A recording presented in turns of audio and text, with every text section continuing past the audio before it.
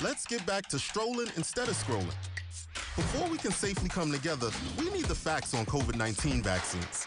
Visit getvaccineanswers.org so you can make an informed decision for yourself and for your fam. Nope. Nope. Come on, him? Ooh, I like him.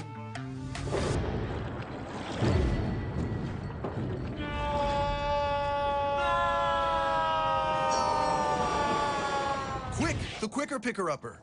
Bounty picks up messes quicker, and each sheet is 2 times more absorbent, so you can use less. He's an 8. He's a 9. Bounty, the quicker picker-upper.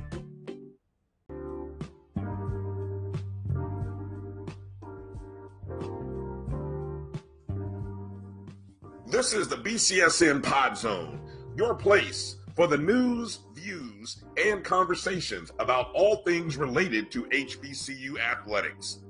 Here are the BCSN Sports Wrap, Dr. Cavill's Inside the HBCU Sports Lab, Knights of the Round Table, the pregame show, the Carlos Brown Show, the O&G StrikeZone, and more in one place. We are changing the way you consume HBCU sports, one broadcast at a time. It's never too early to plant the seed, to share the tradition, and instill a sense of pride in your HBCU with your little ones. HBCU Pride and Joy Children's Boutique helps you share your school spirit with a wide selection of adorable kids' apparel and accessories officially licensed from your favorite HBCU. Visit hbcupridejoy.com and follow us on all social media at HBCU Pride Joy on Facebook and Twitter.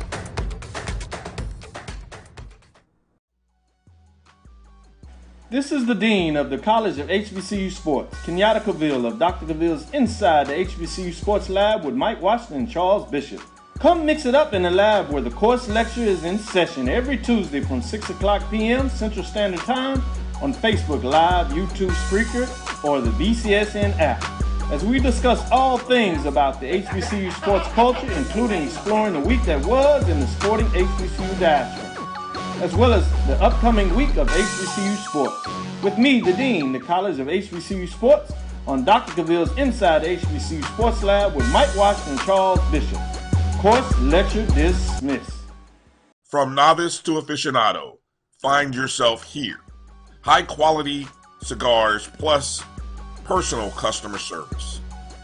Slow Burn is Waco's only mobile cigar lounge, featuring a meticulous, curated collection of premium cigars. Visit our website, www.slowburnwaco.com. That's www.slowburnwaco.com.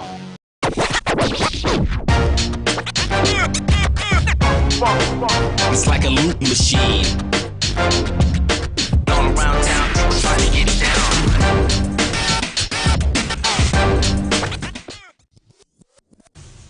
Follow the Black College Sports Network on social media at MyBCSN1, the number 1, on Facebook, Instagram, and Twitter at MyBCSN1.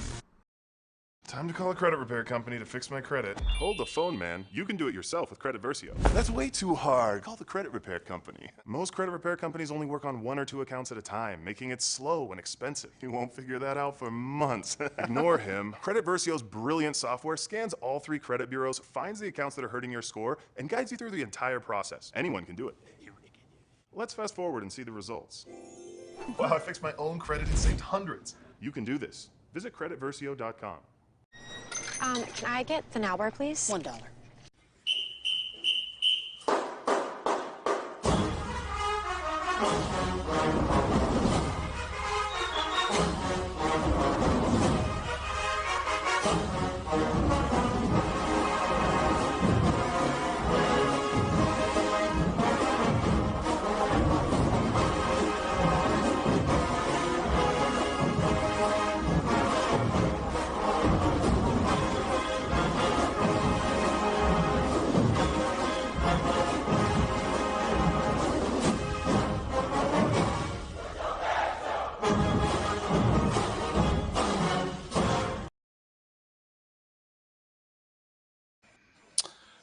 Hello and welcome to a live edition of the O&G StrikeZone, and it's our tribute show.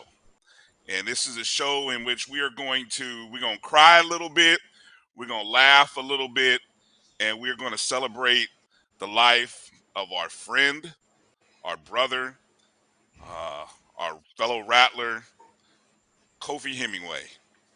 And so, as you see, I had to put a new intro together to celebrate the mighty Rattler himself, and it's something that I wanted to do several weeks back, and so what better time than to sort of put that eternal tribute there. My name is Bryan Fulford. Joining us, Kelvin Rozier and Marcus Green. Is hard. I'm so used to saying Kelvin and then Kofi, and what a time we are in. Kelvin, Marcus, hello to you, and let's get into it. I don't want to. We got a loaded show tonight. A lot of guests that have offered to come on. Hello to all of you guys in Rattler Nation watching us on YouTube, watching us on Facebook, Twitter, folks who've chimed in to watch this show. This is a celebration. So we want you to put your comments in the chats, whether it be on Facebook or or on YouTube. Let us know your thoughts, your moments, and let's just kind of keep this thing going, and we'll kind of be in a therapeutic state for each other as we go. So with that said, when we first decided to do this thing almost 2 years ago, Kelvin, you and Kofi were, I couldn't have asked for two better guys to do this thing with, and so I'll kind of pass it over to you now and give you a first shot in sharing your thoughts over the past week. So I'm going ahead and get started with early Friday morning, 1 o'clock in the morning, when I got the call. I happened to be, for whatever reason, couldn't sleep, and so I happened to watch a replay of our Wednesday show, our recruiting show, and I was watching YouTube 100 clips, right? And I got a phone call, and it was very difficult for me to process what was being said at the time. There was a moment of awkward quietness, and then a first denial. Denial. Man, no, you got it wrong, man. Where is this coming from? And I didn't even realize it was that late, to be honest, because I hadn't looked at the clock. And so I got off the phone, and I was still trying to process what I heard. And so I called back like 2-3 minutes later, just to say, did you say what I think you said? And it was a 3-way call at that point, and we all just lost of words, all the brothers, and it was tough. I didn't get back to sleep until maybe 4:35 when I was able to actually close my eyes. And at 6 o'clock, my phone just blowing up. It's getting out, and calls coming from everywhere, and it's been that way since. People love Kofi. Kofi was a friend to everybody, and Kofi was full of love and wisdom. And if you look at the tributes online and social media, and when you hear some of the guests speak of Kofi, that's just a testament to who Kofi is and was as a person. My relationship with Kofi goes essentially 5 decades. Kofi was born November 17th, 1970. I was born November 18th, 1970. We went to pre-K and kindergarten and through second grade, I believe, together here in Tallahassee.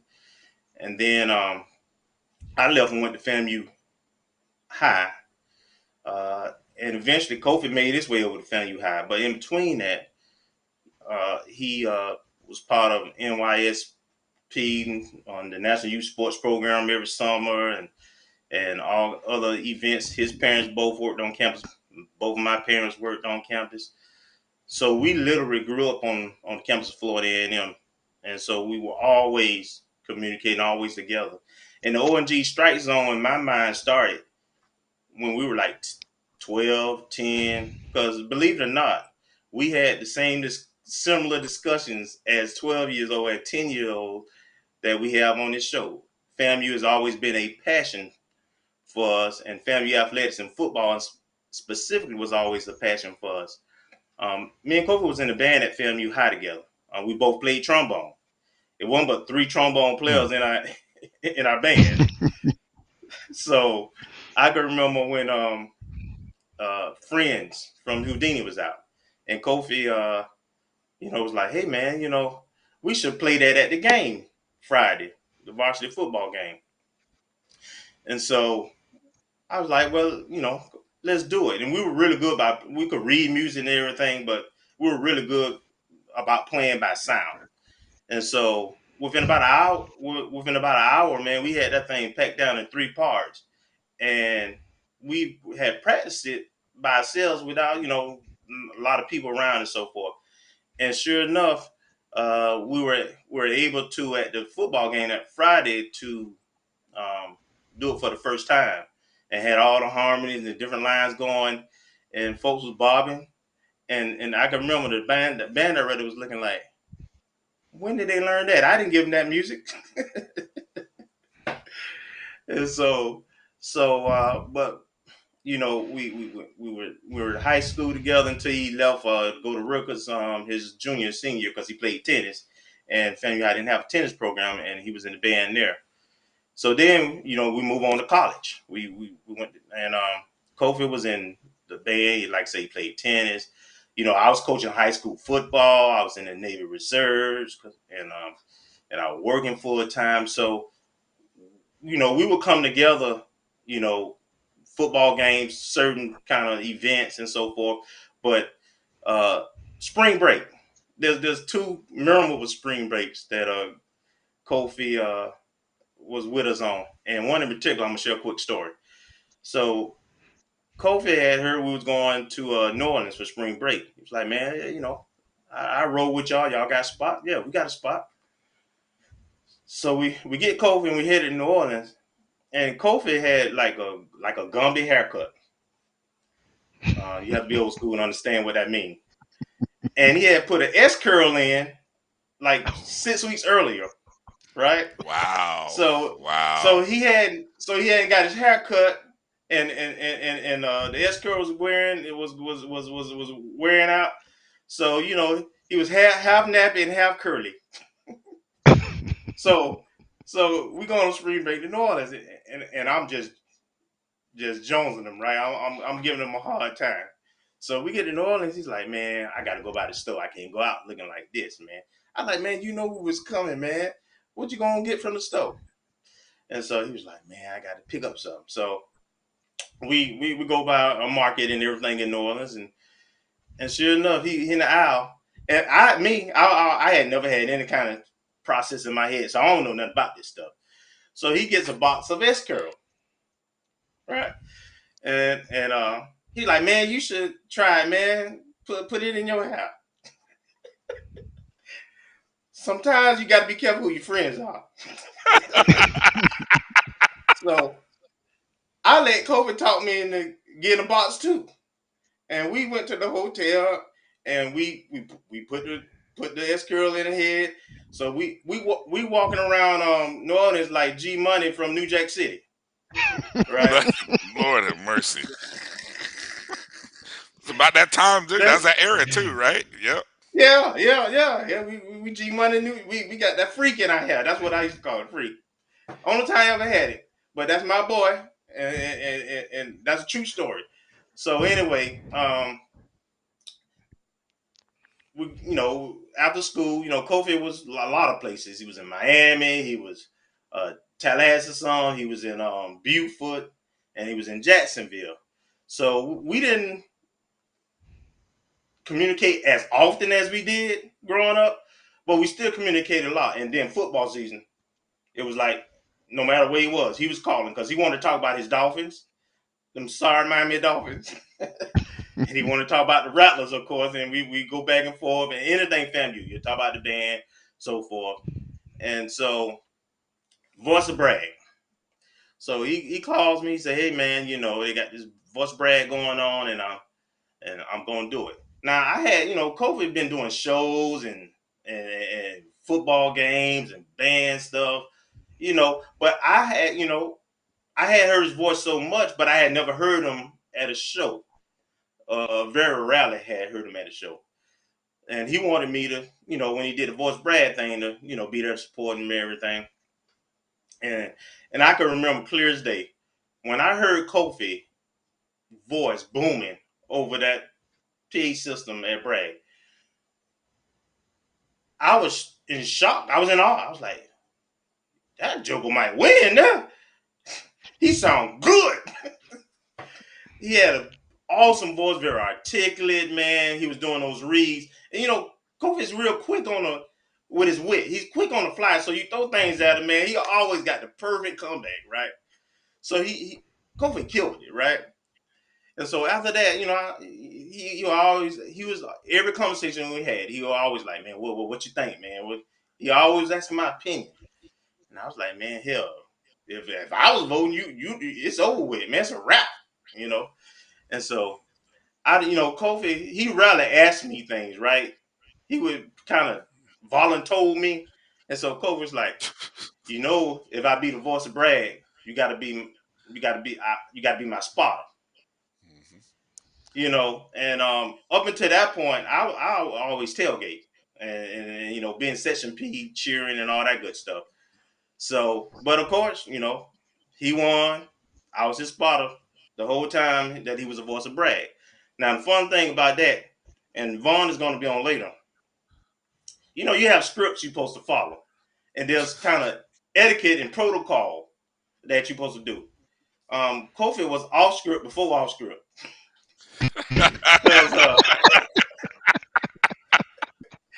Because Kofi was going to do Kofi kind of things, you know what I'm saying?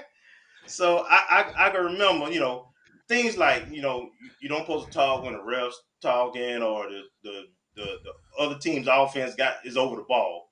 And Kofi, make some more noise and make some more noise. And Kofi was cheering like he was in section P sometimes, right? And so every now and then Vaughn would text me or call me. He couldn't get in contact with him. And he'll call me because, hey man, will you tell Kofi to calm down? And I was like, Kofi, we getting that call. And Kofi look at me. He's like, okay, man, okay. But we got to get this W first. And so I did the Voice of Bragg with him. And then this O&G StrikeZone real quick.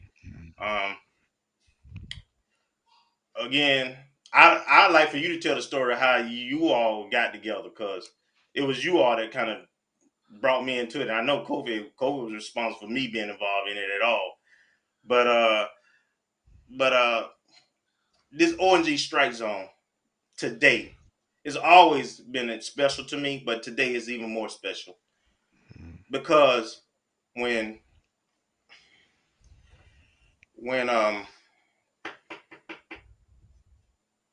y'all came to me, we didn't know we were gonna have less than 2 years together. We had known each other for a while, and you know, we had a passion, and we felt like, you know, there was a voice that wasn't being put out there, and you know, we had love for our university, and so let's do this. And with Kofi unexpected like this, all we had was 2 years. That's what we got.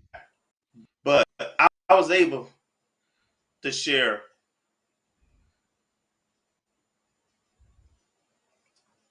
time with my friend, like when we're little, almost every day. Because after every show, Kofi called me. Every show, Kofi called me. Even when he did Scotty OffScript stuff. I was, man, well, what did he think, man? And why don't we do this and this and that? And Kofi was always thinking, man. He had so much. Sometimes you would tell him, and Kofi ain't telling you why he asking. And Kofi done took what you done said, and he already ran with it, man. It's done deal, right? And he done talked to, and he had a way of bringing people together, like people who didn't communicate with each other, who were mad for whatever reason. Out of 52 years, I can never remember a actual argument. We have disagreed, but I never remember an angry argument. I mean, and it's hard to know anybody for that long and be able to say that honestly. So it's been rough, man. I want to say, man, Rattler Nation, you all been wonderful. Y'all been so kind with what you all said. And then I got phone calls, man, from people I hadn't talked to in 10 years maybe, who just calling, hey, man, first, some wanted to, but mostly just to see how I was doing, man, how everything was going, man. And it's appreciated. It's needed. And I'll say one last thing. One thing I appreciate about Kofi. A lot of brothers don't tell you that they love you. True. Especially if you're not a part of their family, brother, your dad or whatever. And Kofi, almost every conversation we had, when he ended it, he was like, "I love you, brother. Or, much love, brother." And it forced me to say it back to him. It didn't force me, but it was natural. But it was good to know that he knew and that I know that we loved each other and we valued each other, especially among brothers. And that's all I'm gonna say for now. Marcus. To echo what Kelvin said, I got to know Kofi through the course of the show, and also being one of the moderators in the pit, I kind of know who's who. Some people, and seeing his wisdom, his insight, his love for FAMU, his love for people, and I've been blessed the last 2 years or so to be able to get to know Kofi, in a more formal setting. And so Kelvin and Bryan bringing me on the show afforded me the opportunity to see somebody who is a light. I mean, you can tell by the responses, but more importantly, just any interaction you had with Kofi, you could feel his passion, his energy, his love, his ability to articulate, bring insight, and run the range from going from that high intellectual to breaking it down to where everybody could understand. And just knowing someone like that and being able to learn and observe with, and sometimes I don't know if it's quite awe, but a tremendous level of respect in terms of how he operated, how he conducted himself, how he loved people, how he reached out, and how he touched people. And so it's, ever since last Friday, it's been kind of, it's like a suspended reality. If you're like, no, this can't be. And, especially someone who's your peer chronologically, someone who has the same interest as you as it relates to loving FAMU and all those type things. And it's just like almost a numbness or a stillness that you feel, or I felt, just because it just didn't seem like it was real or it was right for someone who had so much going for him as what God put inside of him. And so it's been a lot of deep introspection the last 5-6 days, not understanding. And you always kind of go through the stages of grief and understanding, or not really understanding how everything goes. But so kind of have a heavy. There's sometimes a heavy pall, like why would this happen? But also knowing how much he loved God, and you can see that reflection as well. You can tell somebody's spirit, and that he is with the Father now, and just knowing that kind of it doesn't take the heaviness away, but it makes it a little more acceptable to know that he's with the Father. And I guess the kind of person that Kofi is, I know in the first year, and I don't know if there was something on Facebook or whatever, but he called me like in July. My birthday's in December. He called me and said, "Happy birthday." And I was like, "Well, thank you. You're about 5 months early." He was like, "Oh, my bad. Well, my brother, happy birthday 5 months early." And that's the kind of person is, we're still getting to know each other the first year of the O&G StrikeZone. But that's the kind of gregarious personality and love that he had for people, that someone that didn't have the relationship like with Kelvin or a lot of the other folks who may be coming on tonight, but he still had the heart and the love to wish me a happy birthday regardless of when it was that year. He called and wished me happy birthday. I love that. I want to bring on our first guest of tonight. Loaded show for you guys. So we're just going to kind of bring people in and out. There won't be any commercials. There'll be special commercials that you see today, not in the normal stuff you'll see. The O&G StrikeZone started sometime in July of 2020. And we think Rattler Nation is it. I mean, it is huge. But when Kofi joined up with Scotty from OffScript, and they started the Afterglow show, that became an HBCU Nation thing. And together, those two, I mean, they created magic. I mean, it's like you see Kofi in this light, and then you see Kofi in another light. I mean, there's still the elements that you see here, but it was almost like his person. There was a whole different personality, or his personality was expanded when he joined Scotty on OffScript TV. And so I want to bring in Scotty, and so as our first guest for tonight. Thank you for joining us, Scotty. How you doing, my friend? Man, I've been better. But I've gotten enough tears out, so I think I can get through this without going through my sobs. So I'm good. I love the fact that originally I love the fact that we had to. I feel like we had to bring. I feel like Kofi was that bridge to bring you into Rattler Nation. I mean, because I remember back early on, Scotty was like pro Jackson State, and they fell out of love. And so he would say, "Hey, come on over here." We fell out. We don't love him either. So I'm just joking about all that. But anyway, I don't know. Maybe That's real. No, That's real. real. It's real. Yeah. Okay. That's what I thought. So I mean, look, there's no nation better than Rattler Nation. And so we used to always talk about the day will come when we'll see Scotty put them things up. And he was like, nah, I'll never put them things up. But see, the warm heart of Kofi got to you. And but I wanted to bring you on, man, because like I said, you and Kofi kind of made magic with the Afterglow show. How did that all come about? I heard you talk about it a little bit, but just let people know how'd that come about. How'd that relationship form? So, and I appreciate y'all having me on the Bowling Strike Zone, man. This is amazing. Hey, hold on. I gotta get on you about that because I gotta see some photos. Your man called up and said he saw me on like bowling. I don't know. I was a little hurt. I love bowling, but anyway. Go ahead, Scotty. I'm messing. I love bowling, but I didn't think I was doing promos. I appreciate y'all. I appreciate y'all having me on ONG for real. This is an honor. But it started with another Rattler, Mr. Campbell. He saw, he was a mentor for me, and him and Kofi were good friends, freshman brothers as he called it.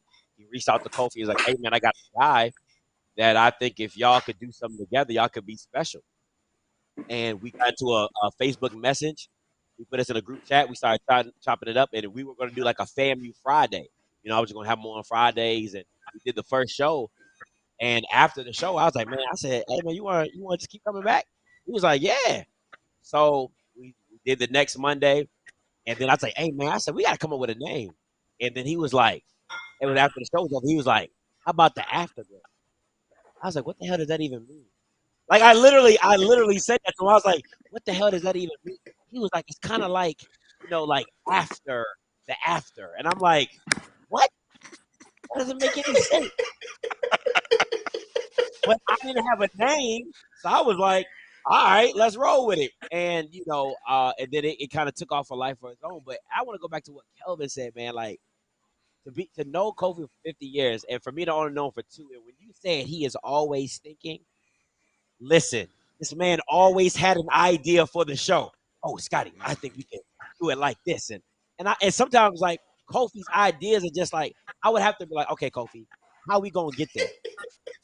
Like he'll be like, oh, let's do a top 5 scary movies. I'm like, Kofi, we're not talking about how we gonna get there. He was like, oh yeah, that's a good point. And then we were like, that's like, you gotta rein Kofi in, but he's always like, he's the guy that you want to go to for the energy. He's the guy that you want to go to. That if you had an idea, Kofi gonna be just as crazy with you, and he'd be like, oh yeah, brother. Oh yeah, man, the guy that sounds like a plan, and you don't know how it's gonna happen, but Kofi's just gonna be there to support you. So, you know, a lot of things about OffScript, you know, wouldn't be where it was if it wasn't for Afterglow Show. I mean, like, it was must-see TV, and I didn't understand how impactful it was until people would reach out to me and be like, "Man, you and Kofi, man, you and Kofi." Man, you and Kofi, or people would see me at the game and they would ask me, is Kofi, like, are you with Kofi? And I'm like, nah, he a FAMU, like, yeah, the FAMU game. So it was all that. And I'll say this, I didn't say this on my show, but I'm gonna say this. So I was planning to do my tailgate tour, right? And I got him in a group chat, me, BJ. Now this is Tuesday. He passed on Thursday, right? This is Tuesday. So I'm like, hey man, I need a list of games that y'all cannot miss. Right, because I want to play the tailgate tour, kind of have you and BJ meet me at certain spots. Do you know this man listed 9 FAMU games? Yeah, absolutely. Everyone except the 2 Division II games, probably. I said, Kofi, I said, how can I schedule games if you're going to be at every FAMU game? He said, hey man, I can't. I said, come on, Kofi. You know what I'm saying? So that was Kofi in a nutshell. And the funny thing is, he gave me 5 games, right? I was like, okay, cool. Then he came back and said, oh, this one. Oh, this one. Oh, this one. And then by the time it was over, it was 9 games. I said, Kofi, come on, man. Like, you got to. He said, man, I can't miss them. I said, you can't miss the FAMU Alabama State game? Oh, can't miss it. Oh.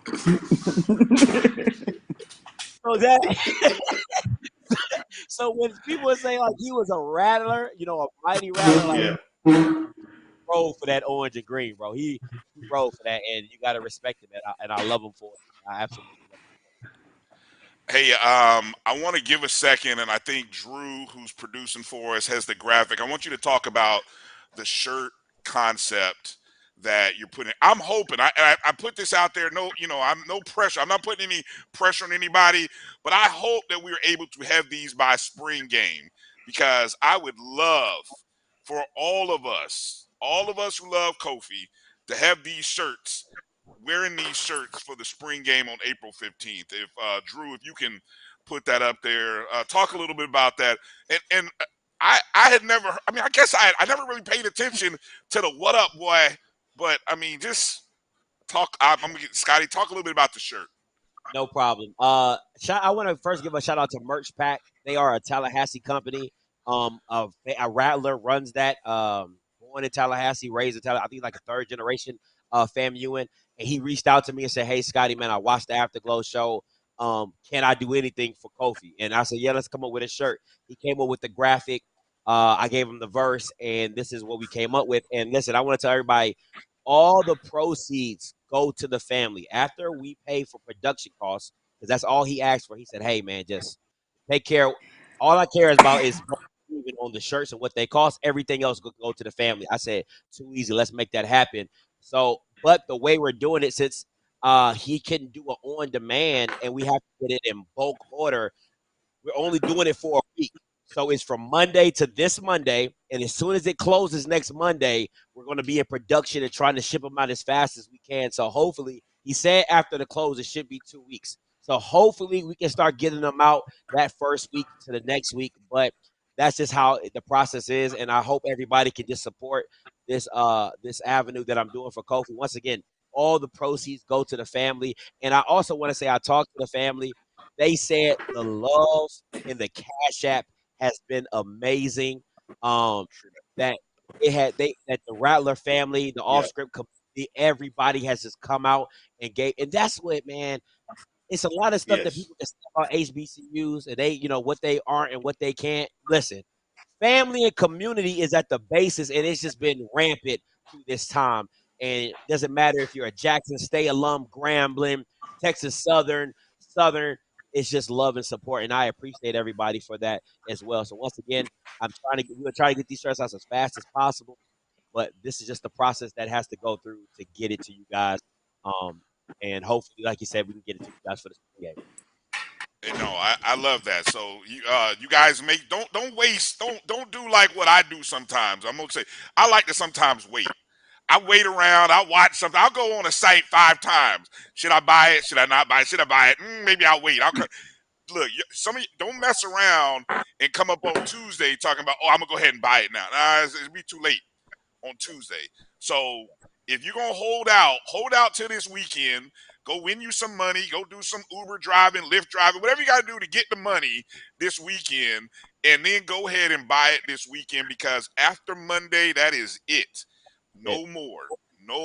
So the link out. Yeah, we'll put the link. Scotty, maybe if you can drop the link in the chat. I know obviously I have the form there, but also you can go to Scotty's Twitter feed. So I put the Twitter handle there, and I'm sure somebody, if not, we'll put the link there in the chat on Facebook. But that's why I put it's prominent right there on the Twitter feed. So I mean that's awesome, man. Love that you're doing that. So much to talk about. I know we got a lot of people coming on. Any final? Well, not, I hate to say final, but anything you want to add, Scotty? Maybe something that you didn't get a chance to say that you want to say, and just I want to give you a last word or a moment here. Man, listen, I'm honored and thankful for the time that I got to spend with Kofi. I'll be at the funeral, so whoever's going to be there, you'll see me there. The family's asked me to speak, so I'm going to speak there as well. But at the end of the day, the legacy that Kofi leaves behind is, and how many people he's touched that he didn't meet, that he hasn't met in person, that you didn't personally connect with him, but he connected you through the O&G StrikeZone and through OffScript. And even just meeting him in passing just shows how much of a man of God he was and what he exuded at himself. So, you know what I'm saying? I love him. I miss him. And I just want his legacy to live on as a great brother, a man of God, and a mighty Rattler. Amen. Thank you, Scotty. I know we'll talk again. We'll talk more things, FAMU, on another show. Thank you for all you've done. Thank you for all you do. Yeah. And we'll see each other soon, I'm sure.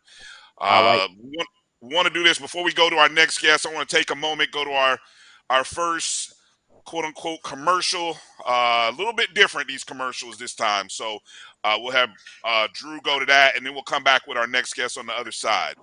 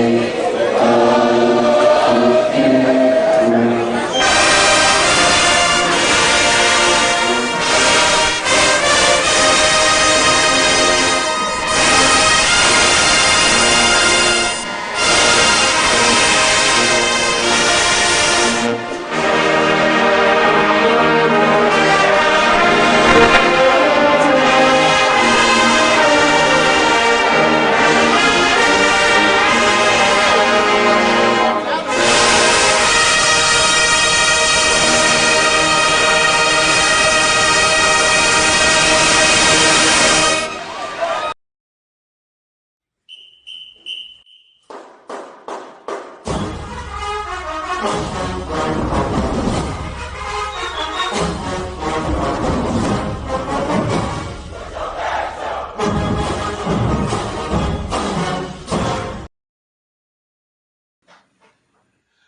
right, ladies and gentlemen, our next guest is definitely a member of the family and family.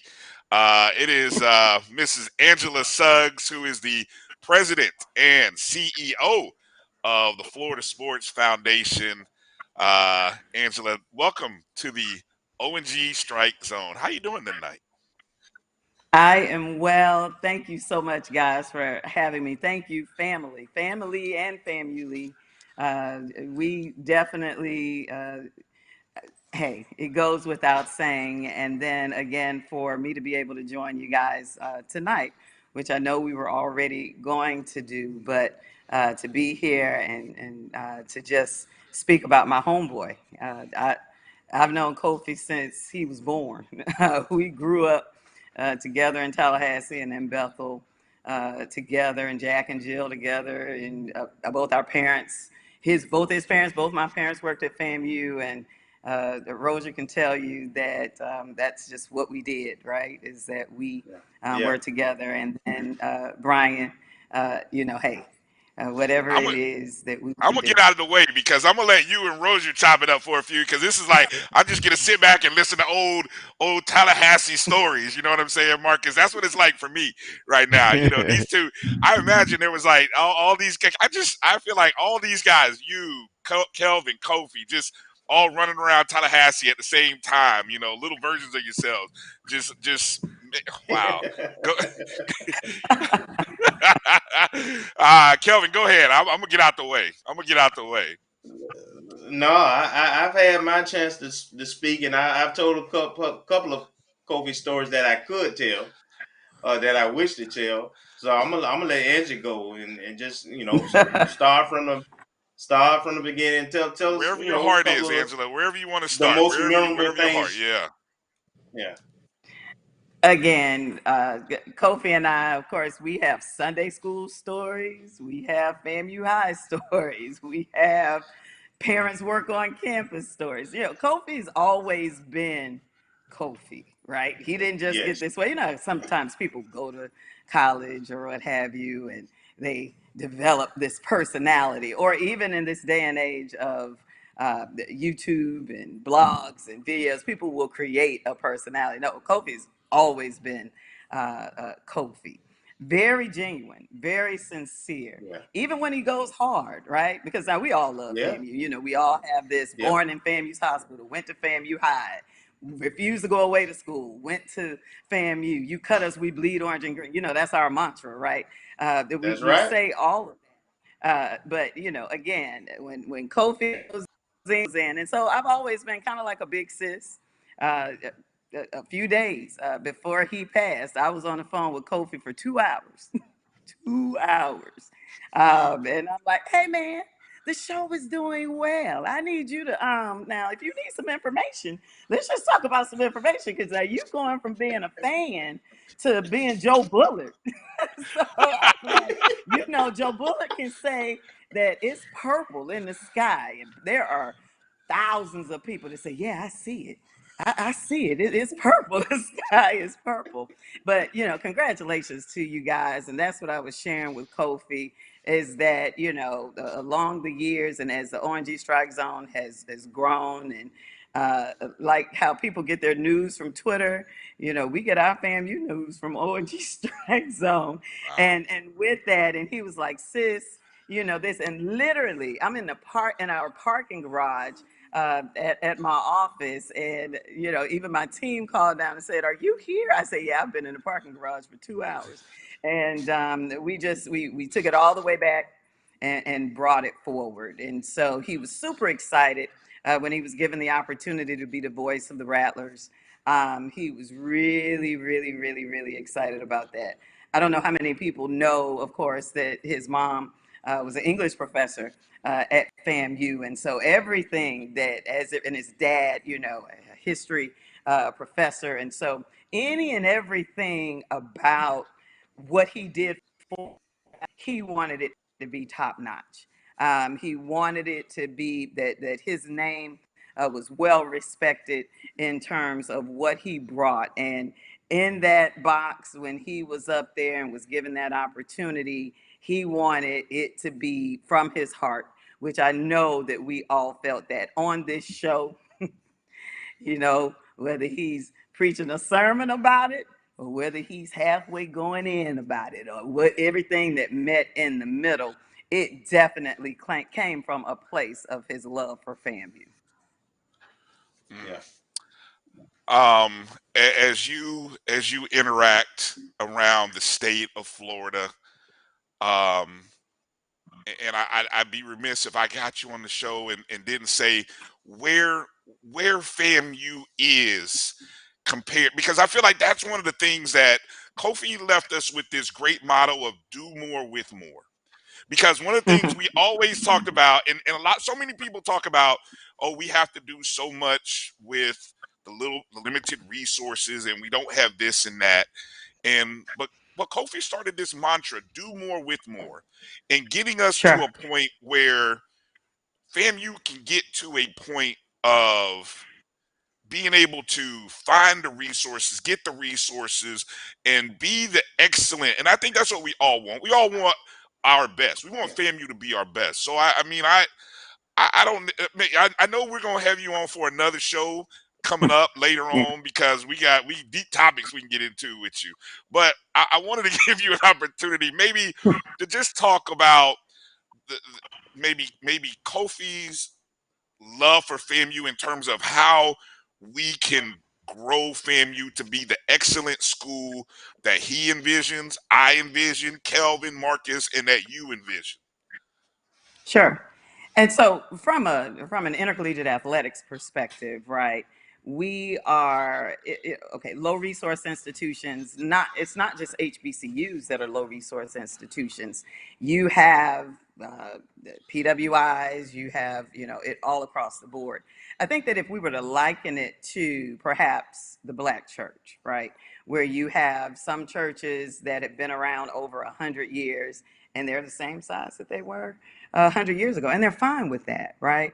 And some of them may look at the mega church and says, oh, it doesn't take all of that, or oh, it doesn't, seem to be what it is. But I think that as we continue to look at the industry that is intercollegiate athletics, the industry that is sports, there are best practices out there. We don't have to make anything up, or there are hundreds of Division I programs. There are hundreds of mid-major programs where you can look at what's happening. Nothing is new under the sun, to borrow from Kofi's adages that he would pull.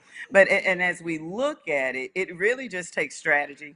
It takes of being in a for-profit environment in a not-for-profit community, right?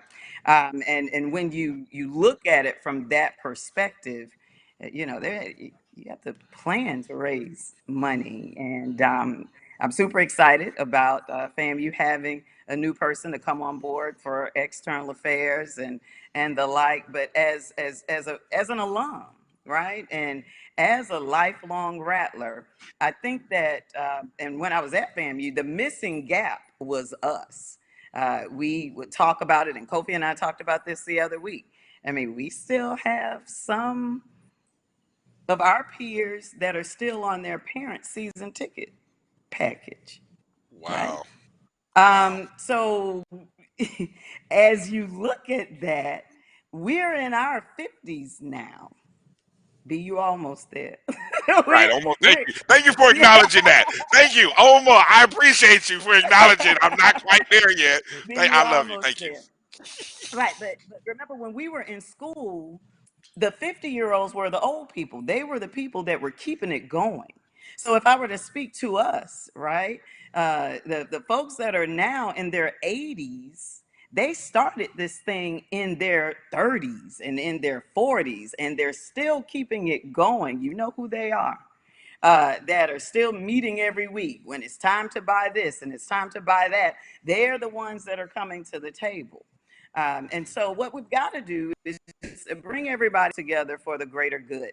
I'm going to steal from Kelvin now. Rozier would always say, and it's true, in the industry of intercollegiate athletics, the first place that you're going to start is with scholarships. Once your scholarships are taken care of, then that immediately adds to your budget, right?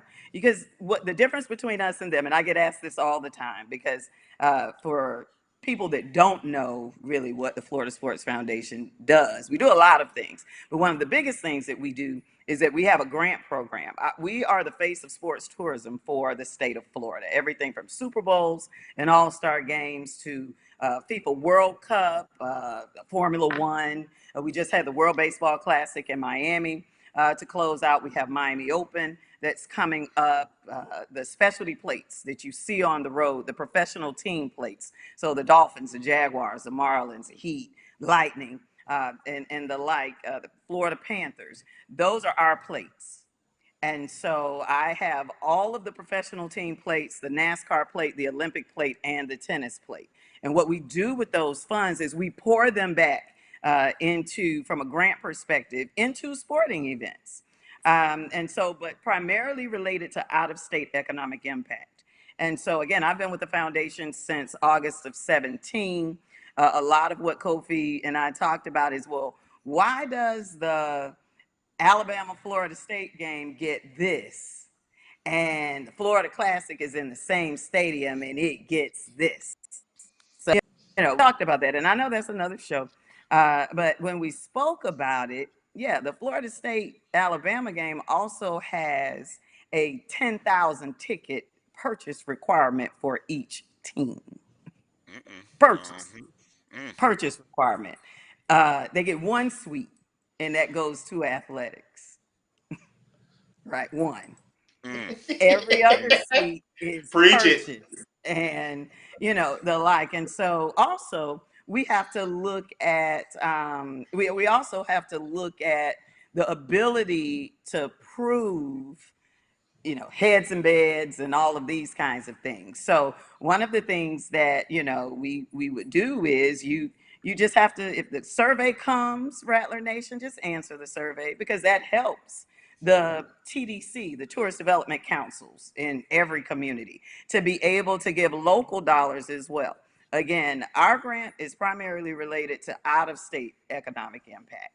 And so with that, we just did an economic impact study for sports in the state of Florida from for FY21, so 2020, 2021, and the year prior, 1920. And the years that I'm speaking about, right? That's it shut down, all of that. Right. Florida had a $146 billion economic impact through sports. Wow. The highest of that amount was in youth and amateur sports. Then we went into and leisure sports, because you would see different people walking around and that kind of thing. And so Kofi was like, oh, okay, I see now. I said, yeah. I said, and then two, because of course he asked me the question, well, what about, why does Florida Citrus Sports get to do all of this? I said, what do you mean? Florida Citrus Sports works for the Florida Classic Consortium. The Florida Classic Consortium is made up of 7 people from FAMU and 7 people from Bethune-Cookman. It's a corporate entity wholly owned by the Florida Classic Consortium, right? And so whatever it is that we have or don't have, it's like it's on us. Hey, it's on us. You take the good with the bad. And we talked about, well, why does Bethune-Cookman, we sell more tickets than them? I said, yeah, but more FAMU fans purchase tickets to see us play Bethune-Cookman University on a consistent basis than any other opponent, right? When we were in Atlanta and you looked at Southern versus Tennessee State, it really wasn't either one of them. It was the fact that more FAMU fans paid to see us play Southern than Tennessee State. So it was still us, right? But that's Cookman's value. And then two, when we go through bad times, we know a few years back, right? When we go the year after the last time we won 3 Way MEAC championship. Y'all know Right. Cookman went through Right. with that.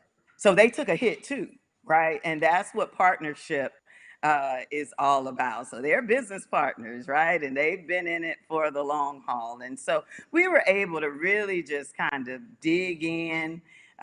He asked a lot of questions, a lot of questions. I And bet. I was like, that's how it ended up being 2 hours. And so it was just really, really, I am thankful to God that I was able to spend that time talking to my brother.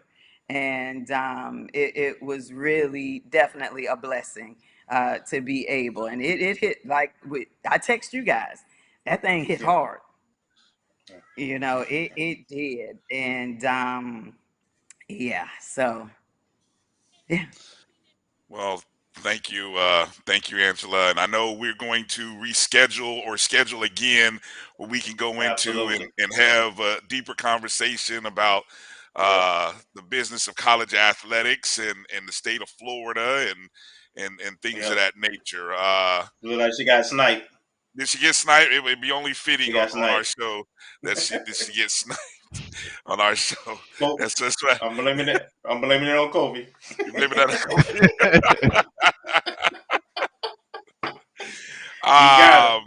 Yeah. Let me see if she happens to pick back up. There we go. Okay, hold on. There she is. Bring it back in. All right, that happens on our show. The O&G StrikeZone. There's a sniper out there, and every now and then. So this is the first time. Like, I'm so mad Kofi's not here to experience my new cable. I got new cable. I'm the internet living free, y'all. I'm the one that's not spotting up today. So anyway, but and you got on orange and green. And I got on orange because you ain't got on blue. He give me hell about wearing the wrong color. Hey, sorry, yeah, definitely. You guys in the chat room, we definitely will have Angela on for another show. So, I just want Jimmy Mack to know that it's 50-50 every year. Now, what we do with our 50, that's on us. Yeah. So see, the chat will come with a lot of questions. So that's why I said, y'all chill out in the chat. We will bring Angela back on here as soon as we get her. We'll set it up. We'll let you know, and then you guys got a lot of questions. So we will get them all answered appropriately. So any final thoughts you want to share or words you want to share with us, Angela? Hey, let's just keep it going. You guys keep it going. I think that as we move along and, as the elders have taught us, right, that we take each nugget. You hear reason, season, lifetime, you hear that, but definitely Kofi's words will not be in vain.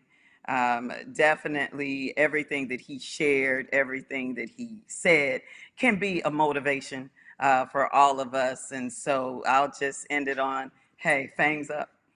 Kofi, we love you. And hey, we got it from here, definitely. Amen. I love that. We'll talk soon, Angela. Thank you.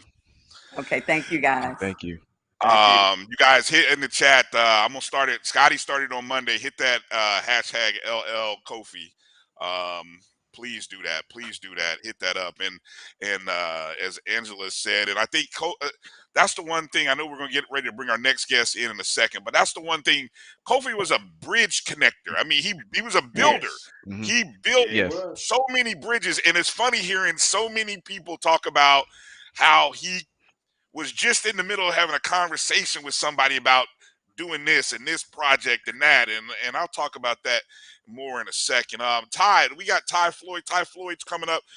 We got Coach Simmons coming up as well here shortly. So let me see if we can get Ty in real quick. If we got Ty, there she is. Ty Floyd, who has been so gracious, a FAMU alum, a baby Rattler. She's a baby alum. That we're just gonna admit, she's one of them baby alums, but she is doing big things in the SWAC, working for the SWAC on ESPN.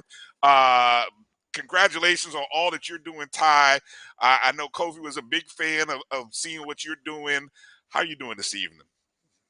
I'm doing good. I'm doing really well right now. Just doing a lot of resting because it has been a very hectic few weeks. I've been everywhere but my house. I bought a car and I didn't even see it for like 3 days after it got delivered because I was on the road. But very, very blessed and excited to see what's to come soon. Yeah, you want to in this show. I want to give you a chance to kind of share any thoughts. I know you had conversations with Kofi, not only probably here, but out and about as well. So any thoughts and comments? You know, when you sent that picture, you retweeted the picture of you and I just had to call you up because I know like you're one of those people that we reached out to, and your career is young and it's just now blossoming and growing. Just share some thoughts with us if you would. Well, first of all, thank you so much for having me on. I always love being on here, and it means a lot to me because after I did ESPN the first time, you guys were one of the first people to reach out to me and, want me to just talk about that experience, and it was a really big experience for me. And, I just remember all the love and support. And that's kind of the stuff that you think about when you hear about stuff like this. And when this happens, you like rack your brain of every memory that you had with that person. And I'll never forget being on here and he asked me the most absurd and outlandish question. I was like, what are you talking about? I wish I had the clip. I'm sorry I don't have the clip, Ty, but we don't have the clip. But I know what you're talking about. I know we know. Those who watch know. I don't have the clip. I wish I did. The thick 42s. I was like, what are you talking about? I don't even know what that means. And we were just laughing about it. So every time I see him, I'd be like, hey, don't get caught with them thick 800s. Just any number that I can think of. Just to be funny with him. Just to be funny with him. But I threw him in that, I call a lot of y'all my industry uncles. That's what y'all are affectionately known as. And I threw him in that group, but he told me not to age him. So he said, you're my reporter, little sis. And that's just what I was. And that's how he treated me, man. I mean, every time I saw him, he would just be so kind and embrace me. And I was actually really thinking about it today because I knew, you would ask me about him. I mean, obviously that's why we're here to, give a tribute to him and just talk about our fond memories and how much we love him. But I was thinking about the last time I saw him, which was when we played Southern last home game. After the game, the band plays, and he was just kind of off in the corner by himself, just like watching in such adoration our program and, the bands and just everything. That night was amazing. We won and starved off a comeback that they trying to do. But I just remember him standing there just looking in adoration at the bands. And after we went and embraced, and I made that running joke that we always have, he was like, take this picture.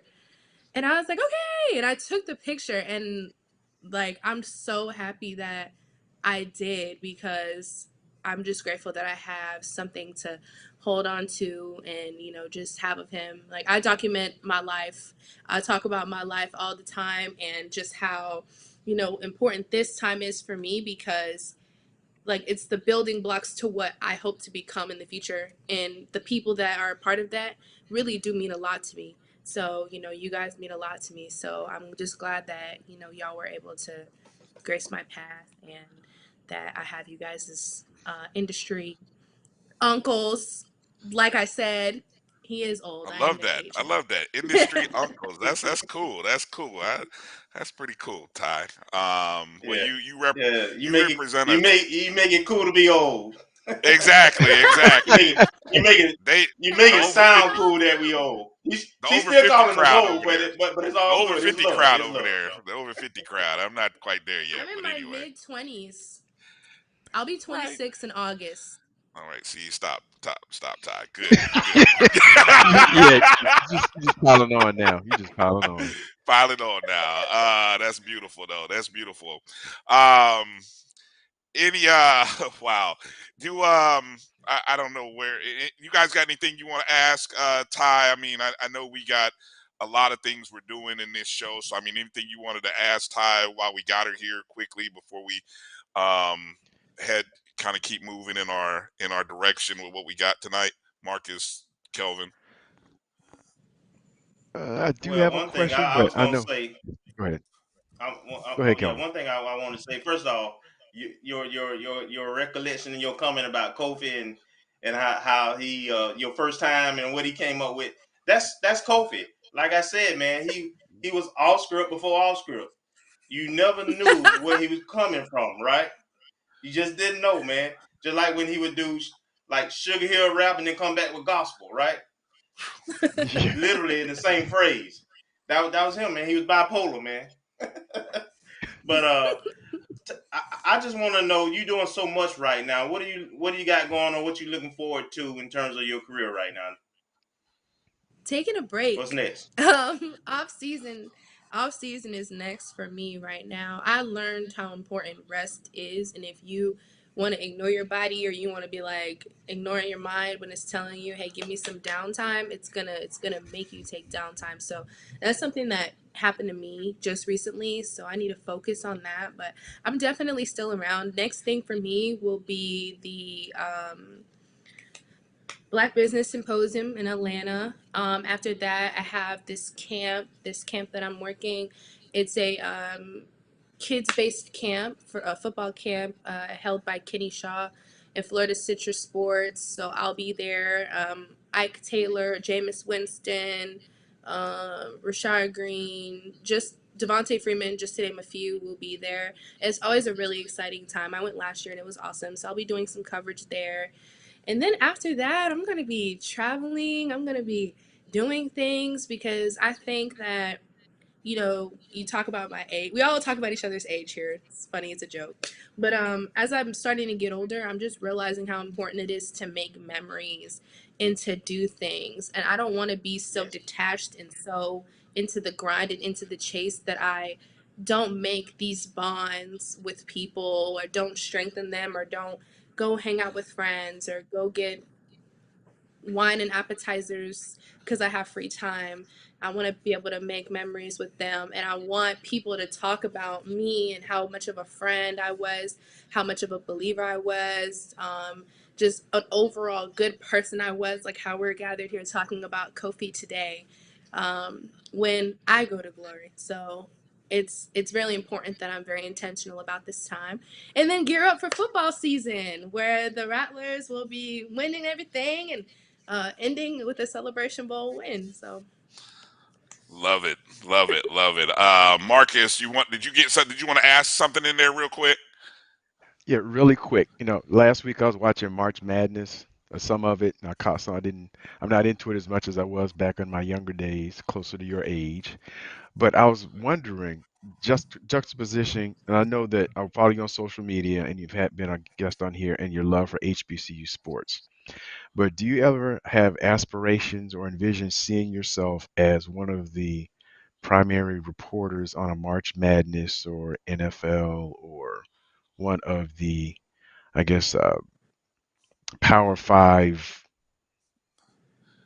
television packages for football, or are you going to stay rooted in HBCU sports? I'm not pushing you out, so please don't take it that way. But I'm just curious. thanks for your question, Marcus. I would say yes. I do have aspirations to continue to expand and cover a variety of things on a big stage. Personally, growing up, my father has worked for Florida State for like 15 years. 15 years. Before that, the whole reason why I'm really even in sports media is because when I was a kid, I used to go to Universal Studios with him when he was on a show called Gridiron Greats, and it was a guy from UM, a guy from UF. My dad was the Florida State guy, and it was hosted by Mike Bianchi. So when I tell you I've been around the landscape of Yes, when I tell you I've been around the landscape of sports for so long, and especially ACC sports, it's definitely something I would love to cover for sure. The most beautiful thing that I've been able to see with my own two eyes and actually be close with these people is that women like Larisha Harris, who works for the ACC network, she's now with, or she's still with ACC network, but she's a Bethune-Cookman graduate. Women like Tiffany Blackman, Jalen Johnson, they do cover those games, but when they put us on TV and give us those platforms, you can still go and work HBCU games. Like Tiffany, for example. Tiffany is all up and through the sports industry with all the things that she's so knowledgeable and gets to cover, but she always is rooted back in HBCU. So these are where my roots are. I'll never leave. But I do have aspirations to continue to put us on the map by being in those certain positions.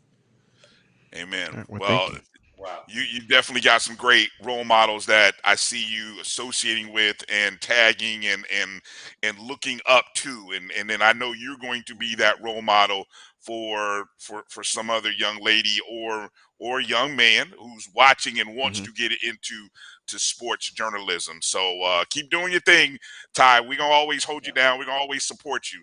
So we got you. All right. Ty, Ty, let people know where they can find you on social media, please, before we let you go. On TikTok, Twitter, and Instagram, it's Ty, THAIA, Floyd. Yeah, on everything. So that's where you can find me. Y'all stay safe. I love y'all. Thank y'all for everything. Y'all already know what it is. Kofi Hemmingway. Man, what I know about love is that it has the ability to transcend dimensions. It's the strongest power in the universe.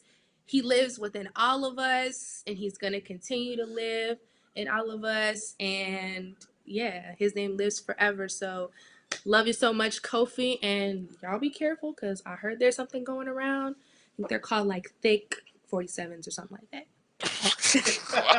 I'm okay with thick 47s. I'm okay with that. I'm okay with that. Anyway, thank you, Ty. We gotta go. All right, gotta go. All right, bye. Hey, let's go to a commercial break and a couple of little breaks here. We'll come back with more. You're watching the O&G StrikeZone.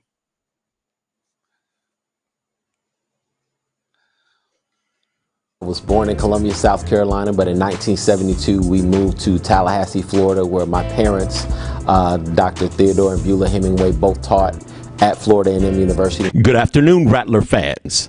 On behalf of Dr. Elmira Mangum, president of Florida A&M University, and Mr. Milton Overton, director of athletics, we welcome you to Bragg Memorial Stadium. It would be a tremendous blessing, be a tremendous honor to be able to follow in the footsteps and to be able to bring a level of tradition.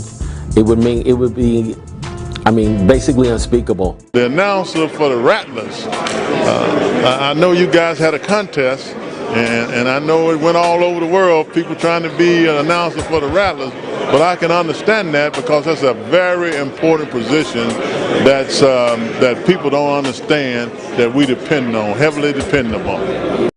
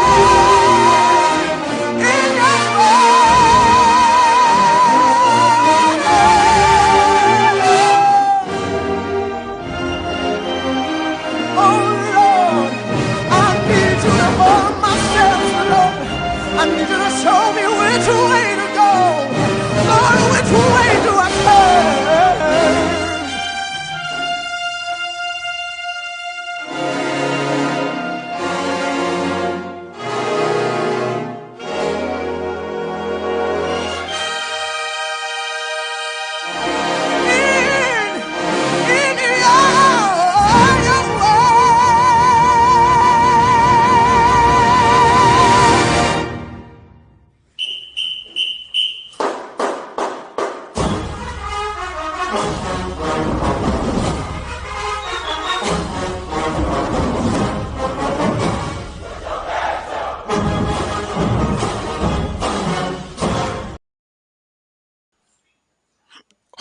back to the O&G StrikeZone. Bryan, Kelvin, Marcus joining us. You see 80 Drew here. We cannot do these segments without the Marching 100. That's why you guys see these breaks in here. No commercials. It's the 100. Kofi was a member, as an alum of the 100. As you just heard, Kofi would always say, Bryan, I got to head of passes where I can get on the field. Don't give me this press box. You and Kelvin can head a press box. I have got to be on the field. I'm like, all right, Kofi, these people won't. You got a camera? He said, yeah, I got a camera. Don't worry about it. Just get me on the field. Yes, sir. I'll get you on the field. So, 80, thanks for coming in. Thanks for producing tonight, man. I know it's busy. Yeah.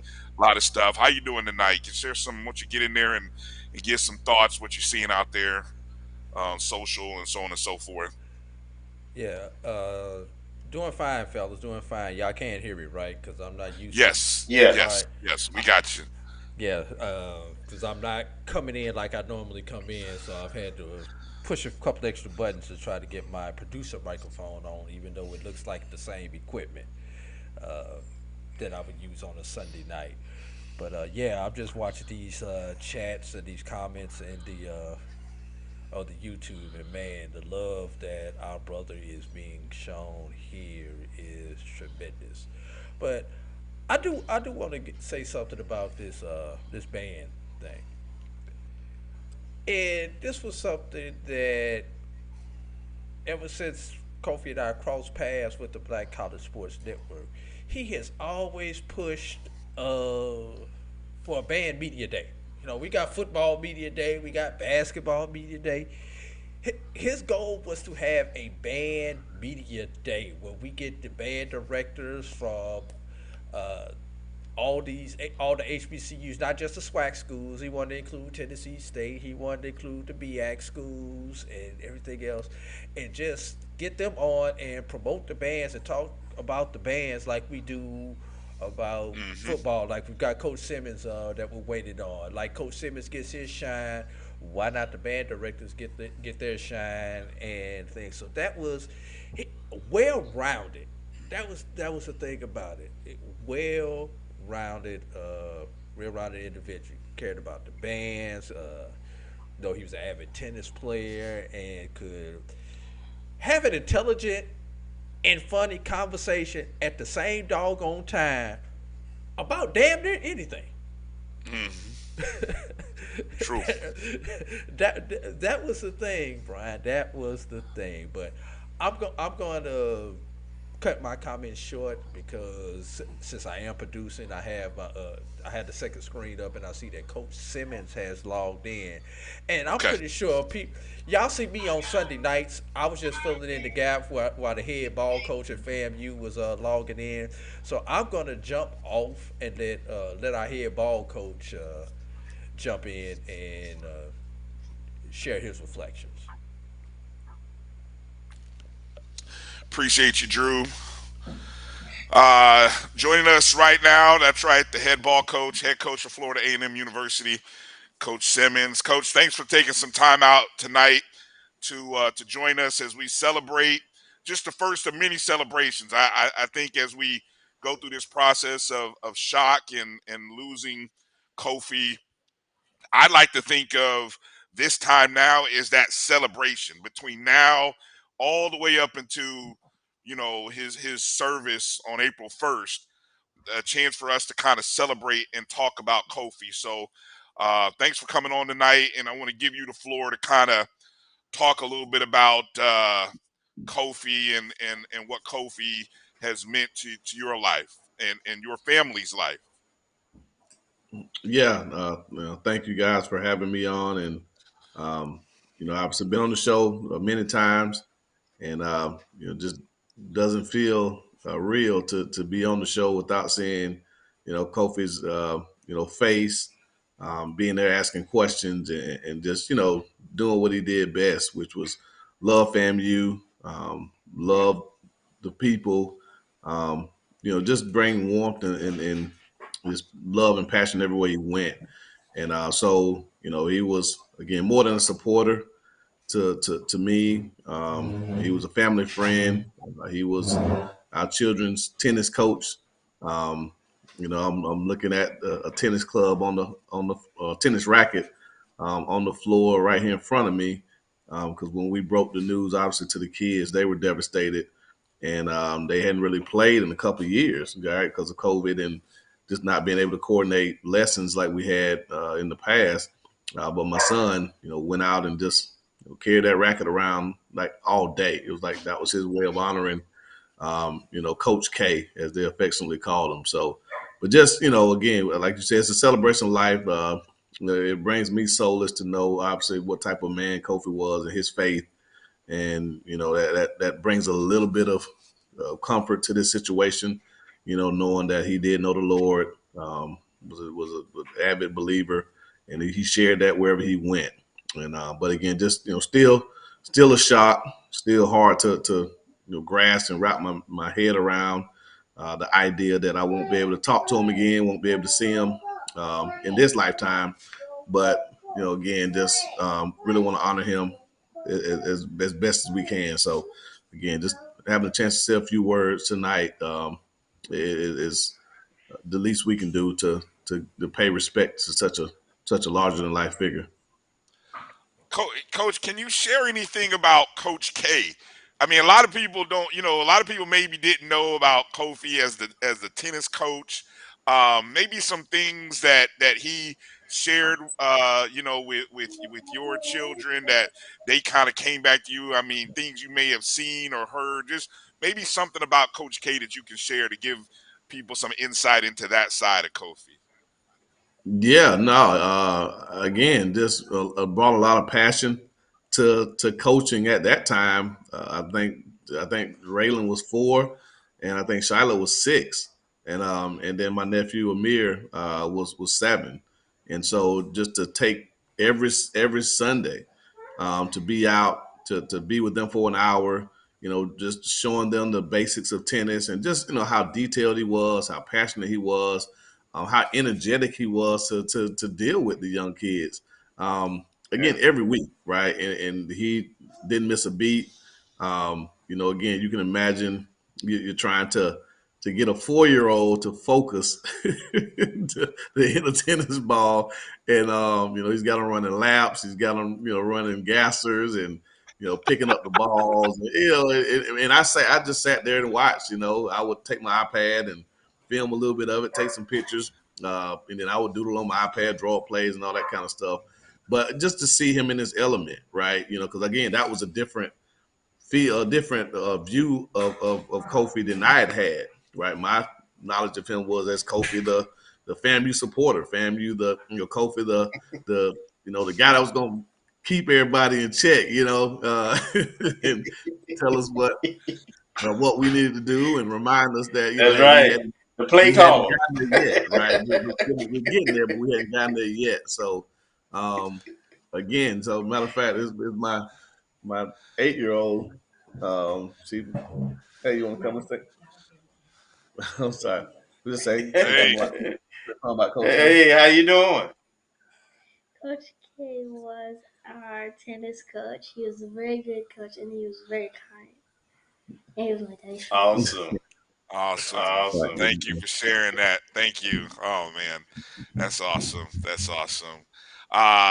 Kelvin, Marcus, anything you we don't want to hold Coach up too long because he got early morning practice. So I mean, you guys get in there quickly with a quick comment or question real quick so we can get Coach, so he can get to bed, so you got an early morning wake up call. Coach, I know you got many because Kelvin was my boy. Just share one story, any story you want about Kofi, the supporter, the unofficial coach on your staff. Well, I can share this one. I can share this one now. You and I talked briefly about it. It was really one of the last real conversations we had. And because of our relationship and over the years, right. He said, "Hey, Coach, is the schedule ready?" and obviously we hadn't officially released the schedule yet, right? So I sent him, hey, I trust you. Here's the schedule, and I didn't say keep it to yourself. Just, hey, here's the schedule. And next thing you know, the whole schedule is online. And so my AD text me said, how did O&G StrikeZone get the schedule? And I was like, oh my God. So I had to go ahead and tell the truth and bite the bullet. I said, look, AD, it was me, and so I called him. I said, Kofi, hey man, why did you release the schedule?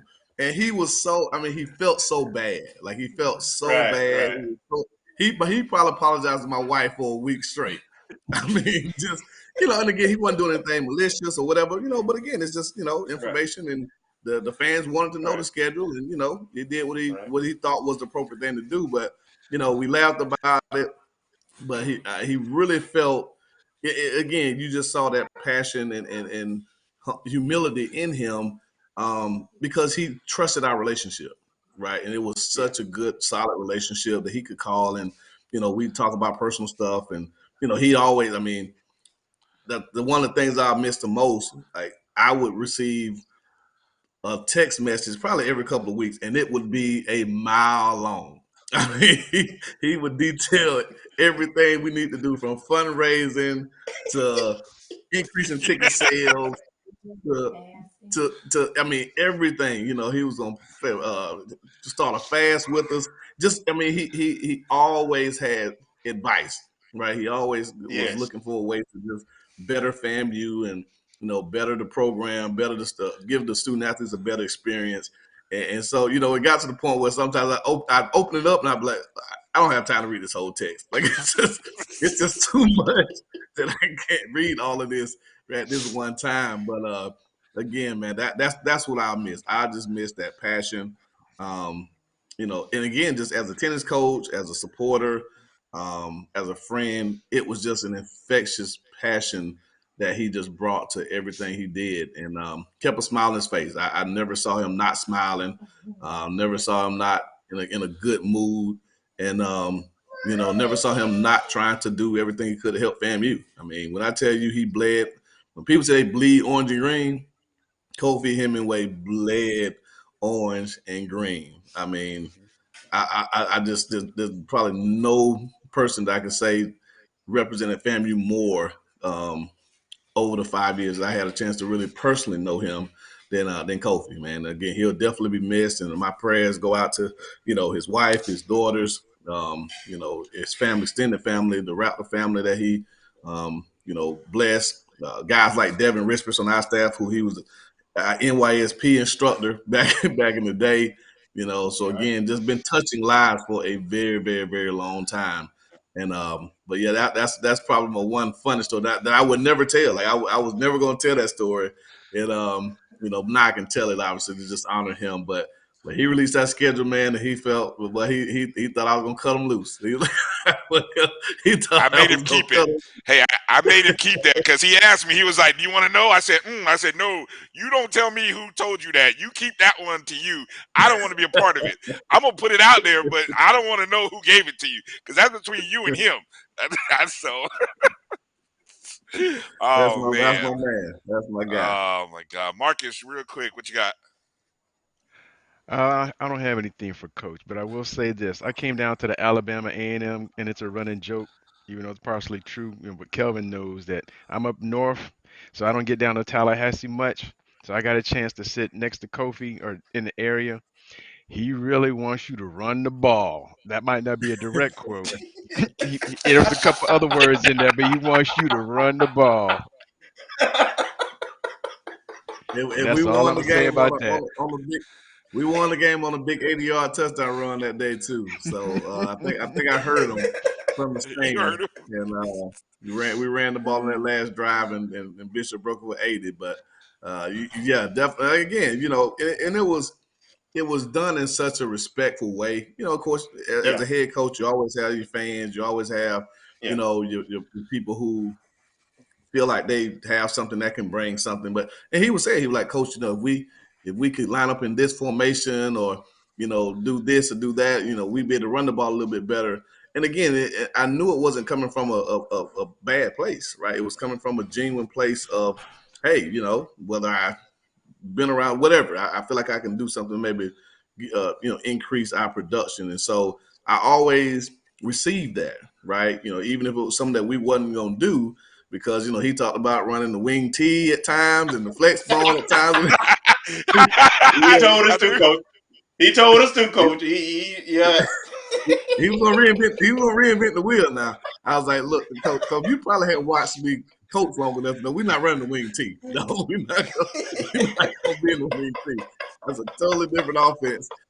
Can't do that, But yeah, no, he definitely was committed to establishing that ground game, and we're gonna definitely do that this year in honor of him. And we're gonna do something this season. I don't know quite what yet. But we're definitely going to do something this season to honor Kofi, right along with Coach Riley, right along with, Robert Wilson and all of our fallen Rattlers, right, who meant a lot to this program, who meant a lot to this university, right? That's what this thing is all about, and people pour their lives into this thing and give everything they have. It's worth honoring, and we definitely want to honor Kofi the best way we can. And we're going to size that championship ring up. I don't know what his ring size was. Kelvin probably knows it. We're going to definitely make sure we size that ring up. And, we're going to place that championship ring, with his family when we win it in December. Amen. All right. Hey, yeah, look forward to that. Hey, Coach, thank you again for coming on tonight. We appreciate you. Have a good night. Have a good practice tomorrow. We'll look forward to seeing you guys. Orange and Green game, April 15th. Both sides will be open. Let's pack that Bragg Stadium. Let's get 20,000 there for a spring game. All right, let's pack the house. Let's pack Bragg and be there to kind of watch the 2023 great kickstart for the 2023 season. All right, Coach. Thank you. All right. Thank you, guys. We appreciate it. Really appreciate it. All right. Yes, sir. All right. All right. Coach Simmons. I think we got next up Vaughn Wilson. I think is Vaughn in the green room there. I think he's next up that we've got joining us. Yeah. There he is, Vaughn Wilson, HBCU. Hey, brothers, how y'all doing? I'm doing well. Doing well. Doing all right. How are you doing, Vaughn? First off, I got to say, what a beautiful piece. I want to say it to you. I know we tweeted it and talked, but man, that was a beautiful article, column, or however you want to describe it. The beautiful words that you put together last week in recognition of Kofi. Kind of put into words as best as you can where your thoughts have been over the last few days. Yeah, it's been, Kelvin will tell you, we called and it was silent on the phone for a lot of the conversation. We just tried to fathom, really what was going on. Both he and I know Kofi from youngsters, toddlers. Back in the day, his parents and my parents were close, and we'd stay at his house, he'd stay at our house, and just the news was heartbreaking, just knowing his wife and 2 daughters. But at that point, you got to pull yourself together and start doing what you think you know how to do. And Coach Simmons and I did a conversation almost just like Kelvin and I had. It was just silent, just so many questions and such confusion and such disappointment. We don't question the Lord and what he does, but boy, did it hurt. Mm-hmm. Yes. You have been able to put together a GoFundMe page along obviously the I think Kelvin, was it you who mentioned earlier, or no, Scotty had mentioned, I don't even remember at this point, but I know I know the love that I hope that the Hemmingway family, that his wife and daughters have just felt the love and appreciation for Kofi, and then you recently put together the GoFundMe page. So anybody that maybe doesn't have Cash App or is able to do something via Cash App, you can go to GoFundMe.com and just search Kofi Hemmingway, and the page will Yeah. come up. It's real easy. Yeah. Just search. And let me say this about the GoFundMe page. That in no way indicates that the family is an indication of the family's financial situation. Kelvin and I were very meticulous in how we did it. Our reason for doing the GoFundMe page is there are so many people that are distraught, that are disconnected, that really love Kofi. So we said, if people can't travel as well, and so at least they feel like they're doing something contributing to his family. That's what the GoFundMe was done for. It was, to be honest, his wife was like, well, we don't need to do it. And I said, it's actually the resources go to you all, but it's actually to kind of help people heal because they can do something, to help the situation. And so it's kind of therapeutic. And so with that, kind of reluctantly, they did it. And it's going really well. Lawrence Humphreys, they're coming in from everywhere. I got to thank Lawrence Humphreys for a very good donation that he put in there. And we just want to try to bless that family and let them know that Kofi mattered to all of us, what he was doing on O&G StrikeZone and on with Scotty and just in general. He kept up that old Rattler spirit. There are not a lot of guys that have more have more love for FAMU than Kofi Hemmingway. I mean, you're just not going to find him. No, you're not. I love the fact that, and I've said this before. I posted it personally. I think Drew was able to pull up the so I guess that's part of what if you simply go to the GoFundMe there. I think Kofi has reignited. If you ever were disconnected with FAMU for whatever reason, see, I didn't grow up in. That's what I always loved about Kofi and Kelvin. They grew up in FAMU. They even like Angela and y'all grew up in FAMU.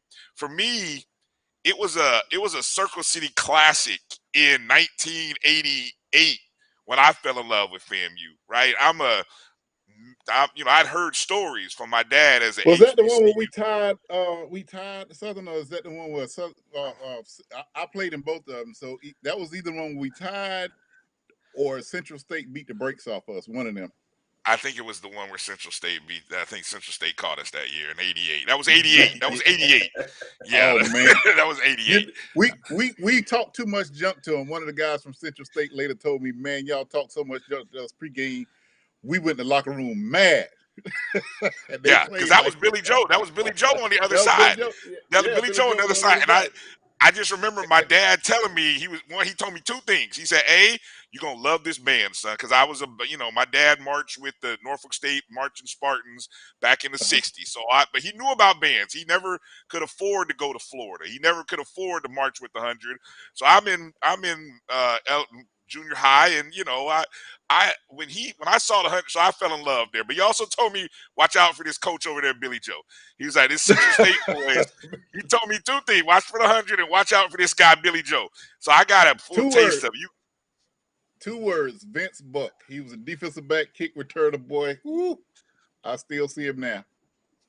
Yeah. So I just those the reigniting of my love for FAMU, which felt when you're a young person and you're going to high school and you're just going to college, repping your college is like a big thing. You love your school, and if you get away from it, you get away from it. But being around Kofi and Kelvin and you and just other people who just have been in it for a long time, and it's something beautiful, man. And so I think that's what I see from so many people, the love and appreciation that Kofi had, not just for FAMU, but for Black college athletics, Black colleges. And then Kofi was a big part of my maturation as a producer. 2016, I was at FAMU, and everybody knows I had about 20 interns. We were swinging. We were producing ESPN3 games in-house with the interns and those types of things. And Ken Jones decided he was going to retire as the announcer for the stadium. And in my mind, I'm like, wait a minute. Even back when I was playing, Ken was the announcer. I can't imagine the stadium. And so all my interns say, this has got to be special. Let's do a reality show. They're young. They had the energy. I was like, I don't like reality shows. but I saw it as an opportunity to teach them production of a show from the ground up. And man, when I tell you Fox Sports was excited about that show, it was not during football season. It was in the off season. Right. And when I pitched it to them, within 24 hours, they'll say, send it to us. It sounds like a great idea. And so not only did we run on YouTube, but we ran on Fox Sports South, but you can get it anywhere that you can get Fox Sports. And those 3 shows, I had so much pride in that. And Kofi emerged as the victor of that. You know, it was big. I mean, we had the president, Dr. Mangum, and Milton Overton as the final judges. It was big on campus. After those first 2 episodes, and the ratings were very, very decent. You know, from a fledgling show, from somebody who had never produced a reality show. But my interns, they had the energy. And let me tell you, I can say this now, early on, after that first show, several of them picked Kofi. Several of them said that he was the guy. I mean, his numbers, his ratings along the way, he dominated the ratings. Yeah. We just played that. That's the clip we played a little bit earlier from part 1, where Kofi, and I mean, when I went back and watched as I was clipping all 3, I saw the first one. I was like, man, I didn't know it was like that obvious. Oh, you know, yeah. I was, yeah. From day 1, he set the tone. You know, and I was really, like I said, that's something I carry with me. The way that he carried himself, that wasn't easy, because it was a brutal schedule that we had. It was a brutal schedule, and we made it work. So I was really proud of Kofi and how he evolved into being a sports broadcaster, and really proud of him. Any other thoughts, or anything else you want to share? Anything maybe that I know there's a lot to be said, but I just Vaughn, give us a Kofi story. I know you got plenty of them.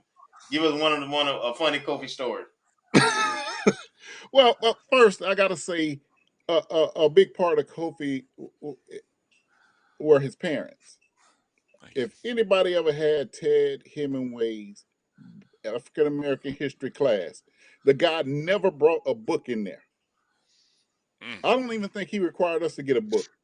And he would go on that chalkboard and write date after date and explain it. And so he's legendary as a African American history professor.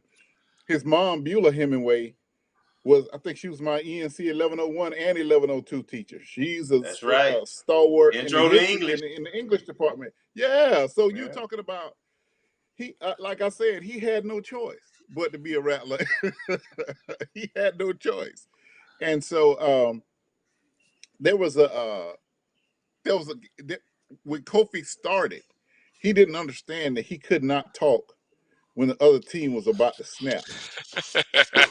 And so, you know, the referee knows me as the producer. He didn't know I had anything to do with the announcer.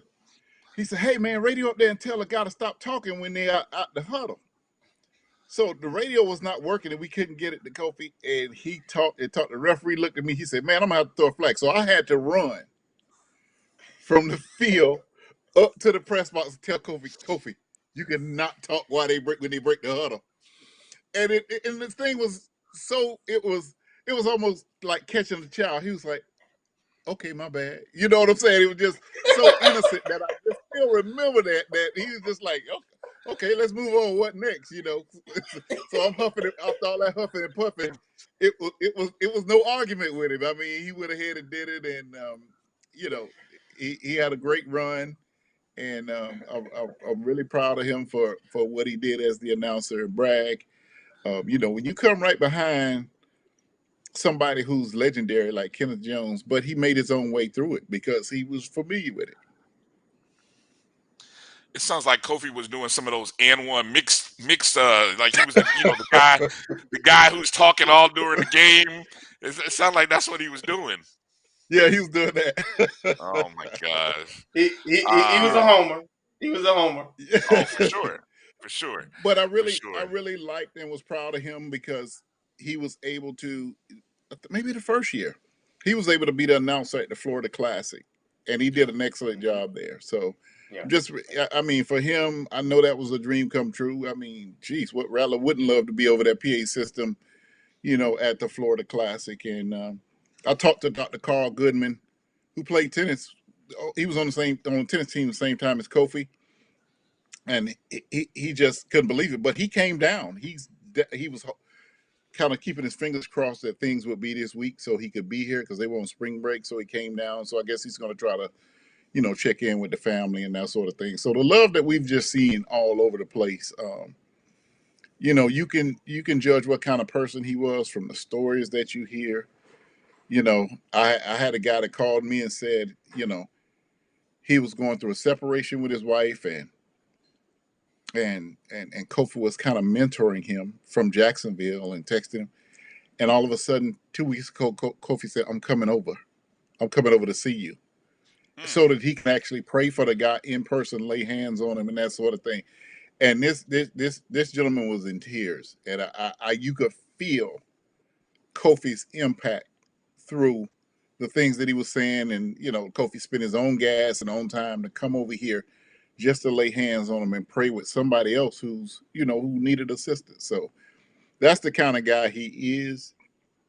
That's what we're going to remember him as, the jovial guy in orange and green. And, from a childhood friend, I remember him out playing tennis, to an adult playing in the band and in college. This one's a hard one to swallow. And but we're going to keep his family lifted in prayer, and the Rattler Nation is mourning. They did a moment of silence for him in the 220 quarterback club today. So he was well loved all around, and we're going to miss him. Oh, that's good to know. All right, thank you, Vaughn. We're going to play a clip from that Voice of Bragg here as we transition from you to our next guest. So again, Vaughn Wilson, HBCUGameDay.com is where you can find and read. If you haven't had a chance to read that piece yet, please go check it out and then share it. It's a beautiful piece of work. So Vaughn, thank you. We'll see you soon. And any information that comes out, requests of the family and things of that nature, we'll share it when we get All right. Absolutely, y'all keep it going in Kofi's sake. He will wanted to keep going. So you guys, absolutely, I'm proud of you. I'm proud of you guys. I enjoy watching you. Sorry, I was a little late getting on. I think I told Kelvin my daughter, had an event, being inducted tonight, and I have to play daddy.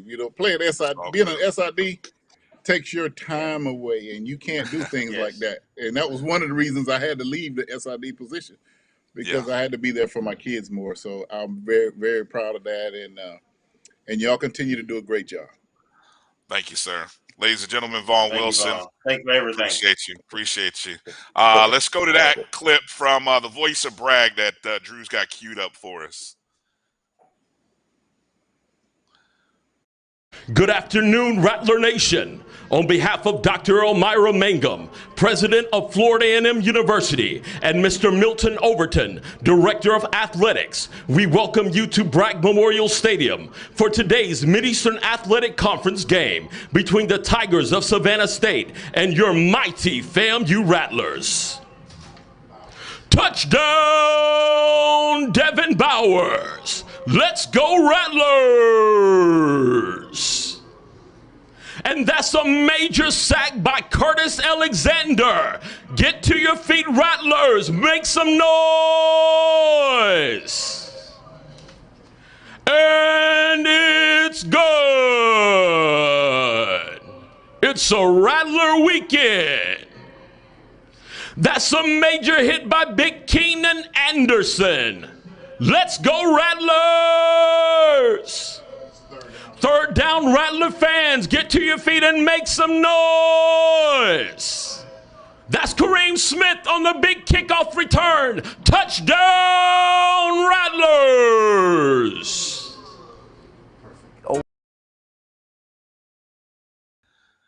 All right, welcome back to the O&G StrikeZone. Bryan, Kelvin,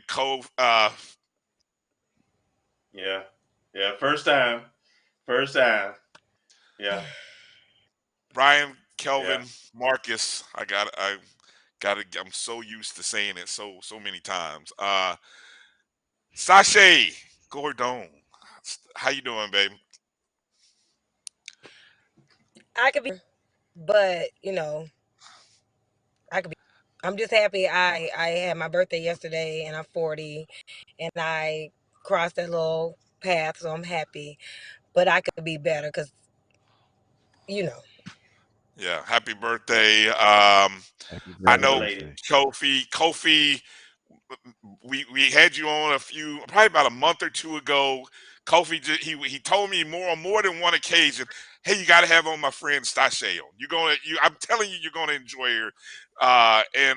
So you hit it a home run on that first time you came on, and I was true to my word. I said we got to have you on more, and so I love the fact that you reached out when you saw, and I know Kofi has been very encouraging and poured a lot into you and poured a lot into your career. Share some thoughts, or share whatever you want to share with us right now. So it was COVID, and so a lot of things was happening, and everybody was just going live, and I was going through a horrible divorce, from a Rattler. Anywho, I should have dated a Wildcat. No, I'm playing. Needless to say, I decided to take my life because it was so public, because of who my mom was. My mom was a huge politician down here, and this was during the time she was getting ready to retire. It was just so much going on, and so everybody was talking about my life.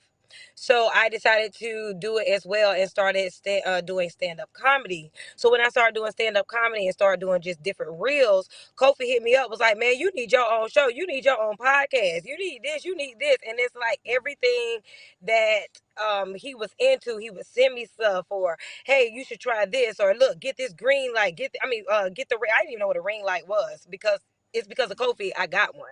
He was like, no, go order this, go order this, go order this, and get you a mic, get you this. And I was like, dang, why is this man who is like a huge big announcer investing in little old me? And that meant a lot, because it was always professional. It was always believing in me, even if I ain't believe in myself, especially during the time where I didn't, you know what I'm saying? I didn't realize I was fine. You know what I'm saying? I'm kind of fine, Libby. But it was, or I was funny, or I was talented. And it was people like Kofi that was like, no, you got a voice. You should use it. Not only are you funny, you're political, you smart, you play instruments, March 100. I played the French horn in the March 100, and I did trumpet and jazz band, and also was a vocalist. So to see someone with that statue inbox you and tell you how great you are, and tell you need to be something, it put a fire in me. And since then, I've been doing shows. I've been trying to come on, and I know I've been begging. I'm like, Kofi, when you gonna get me on? When you gonna get me on? And it's ironic, because he finally got me on last month. He was like, okay, it's your turn, let's go, and I want you to be funny. And I'm like, Kofi, that's what I am. I don't be trying to be funny like I am. That's why I'm sitting in the car, because my son is playing trumpet. Like, and I can't. I tried to go in the garage. I tried to go in the bathroom. And I was like, the bathroom not a good look. And I tried to go in the kids' room, and it was. I wouldn't even go in there. So I'm in the car. It's all Hope it good. would kill me, but I'm here. I got my pillow.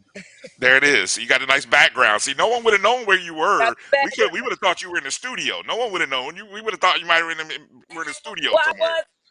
I was last night. And that's what people like Kofi that was like, write music, do this. And ironically, I wound up getting landed in a mini series over in the UK called You and Me. That's by Richard T. Davies. And I just left the studio yesterday to try to remit. They want an Afro pop song. So I was working on that tonight. But I was like, no, I'm gonna take time out for Kofi because I have to finish it tonight. But I was like, I'm out to come because it was people like him. And that's something I would want to sing him. And I'm just, it's a lot. But that's for him. Well, that's kind of the thing that I think we've noticed.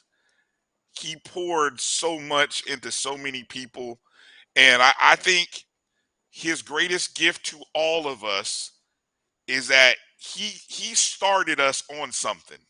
He gave us an idea from his heart, his soul, his mind. And I think our job at this point is to carry it through. I mean, he gave us a vision. He shared it with us. Maybe it wasn't complete, but he gave it to us. Agreed. And now we got to carry it on in his name and make it great. Like only he would. And I think that there's so many, it's fun. There's so many people between what I heard from OffScript show on Monday to what I've seen in the chats and other things and people that we've talked to. He was a builder. He was building bridges that we didn't even see. We didn't even know. And whether it be sports, whether it be politics, whether it be religion, he was everywhere, impacting so many lives. And so I think that's the biggest takeaway for us all, is that we all have to finish. We have to finish these things and grow these things that he gave us, and then we got to share it with the world. Share it with the world, and then we got to help the next person. I feel like that's sort of what he's left us with, and so we are heartbroken and sad that he left us when he did. But he left us with something great. He left us with some great ideas. And man, we have all got to do something. So those what he poured into you got to come share it with us. Whether it's this show, you got to keep us in the loop. Invite me. I've been waiting for y'all forever. What are you? What's that girl? If I could turn around, I would go. What are you waiting on? What are you waiting? Come on, man. Like, yeah. Any other stories that you can share with us? Any give us a story, a Kofi story, something that time that we was on the show and y'all thought that I had gotten off and talking about me and I was listening. Well, if you want to go to something man, recent, she is crazy, like for real. And then I forgot what I said, but whatever I said, I think y'all was like, oh my God. And I really wasn't trying to be funny. It just came to my mind. But it was just so funny how I did not get. I said, let me see what these fools finna say about me when they don't even know I'm still on here. I was like, where is she? Like, who is she? Where you got this woman from? And why she crazy like that? The voice just come out of nowhere. Hey, I'm still here. He was like, uh-oh. Because I think the next, I didn't think I wanted to hear what was going to happen after that. I think that was, what you call it, barbershop talk. And so because of that, I wanted to be respectful. I was like, hey, I'm still here. It's me. Oh, man. All right. See, now we know next time. We know next time that she gets sniped. She's in the cut me off early. Don't let me in with the show because I'm going to listen. I got you. Let people know so you mentioned the project you're doing. What's you got to go back in the studio. Give us what's the next project? When can we see it and hear it, watch it? Tell us when. So this is so crazy. So I'm not like, it's weird. Everybody's saying you should do an album. You should do an album. I probably will, but it won't be like an album y'all think, because I still want my life. Beyonce can't go to the movies with her kids. She can't go to the beach with her kids. It's like she got to plan stuff and, section out a whole beat for go and travel to these private stuff. I still kind of want my life here in America. So what I do is I write. So I have created a team, where it's maybe about 15, 16 writers, producers, people, and we just come up with songs that we not particularly want to put out as individual artists, but put out in the atmosphere, because what's happening is this: a lot of TV shows don't want to pay millions of dollars to Beyonce, Cardi B, all that stuff to use their song for just 30 seconds or in there. So they're asking a lot of indie artists. So I just wrote a song, Lord, for a love scene, Jesus.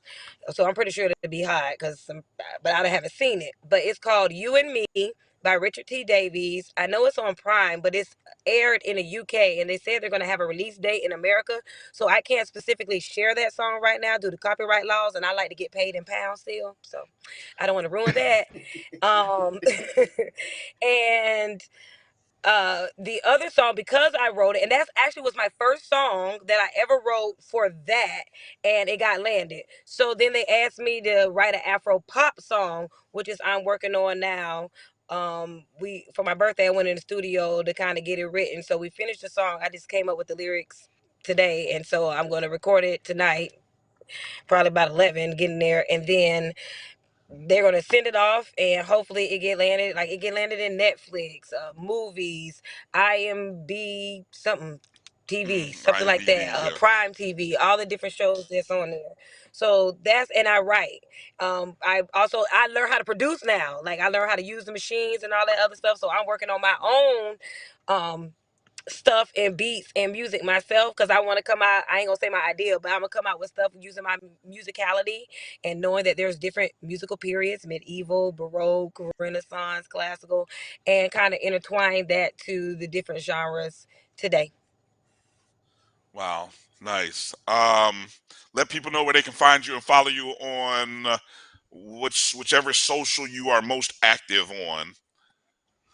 I'm literally just really active on Facebook and maybe TikTok. But it's my name, Stashay Michelle Gordone. Like I said, it's a funny story behind that. You can check the other video for that. Stahsay. I forgot how to spell my own name. Of course, Michelle, like Obama. Hey. And then Gordone, because I refuse to have that fool last name on my stuff. Even though his last name famous though. Yeah, even though. Thank you. Whenever look, next time we're hopefully going to be doing something live in Tallahassee, maybe even live. I know when we get to the Florida Classic, but we got to have you come be live with us. Maybe I don't know. We got to talk. I'm gonna be like Kofi. We got to Okay, how figure out about a way this? to do something, do a show or something. Watch this. May I'm listening. 18th, if I'm not mistaken, there will be something. Hopefully I get chosen.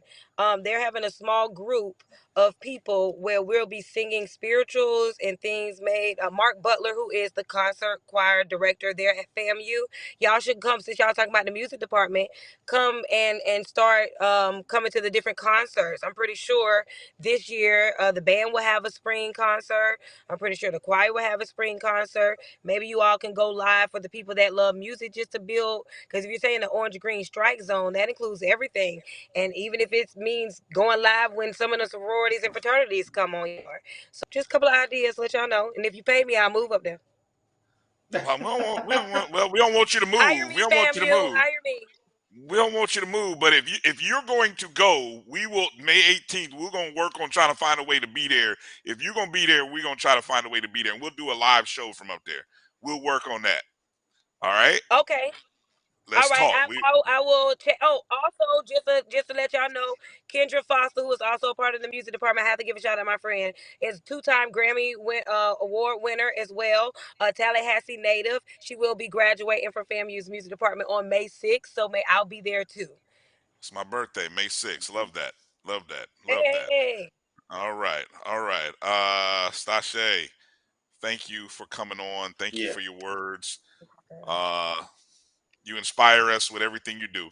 And so I mean that. And thank you. So I look forward to, that's the connection. Kofi connected you with us. You're a part of the O&G family now. So Right. How that came you're up, in. Mom? You know I'm working on your head like, You're with us. You're part of the O&G family. So we will be doing thank you. something with you here soon. Thank you. Thank you.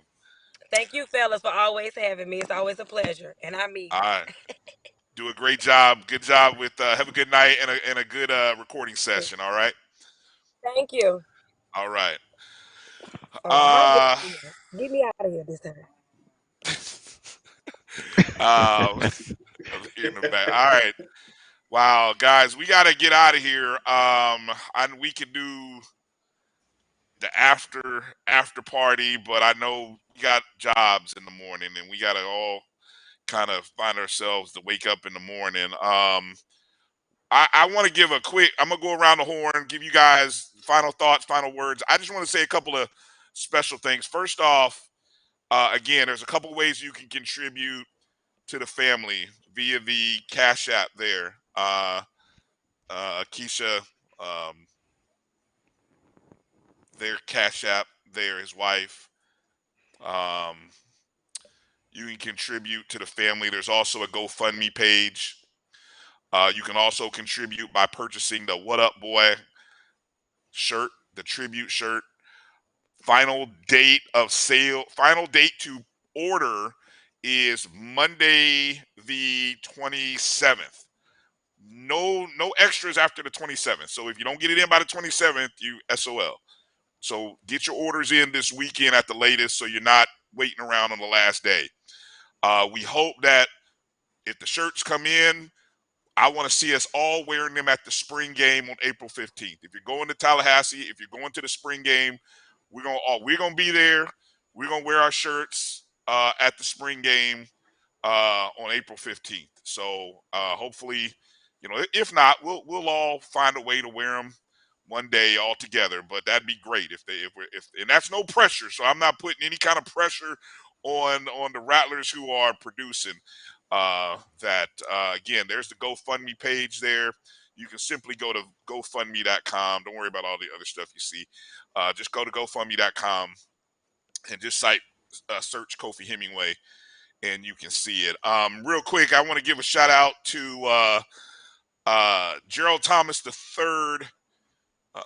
Well, yeah, thanks for, okay, yeah, one more announcement here. I'm sorry, yeah.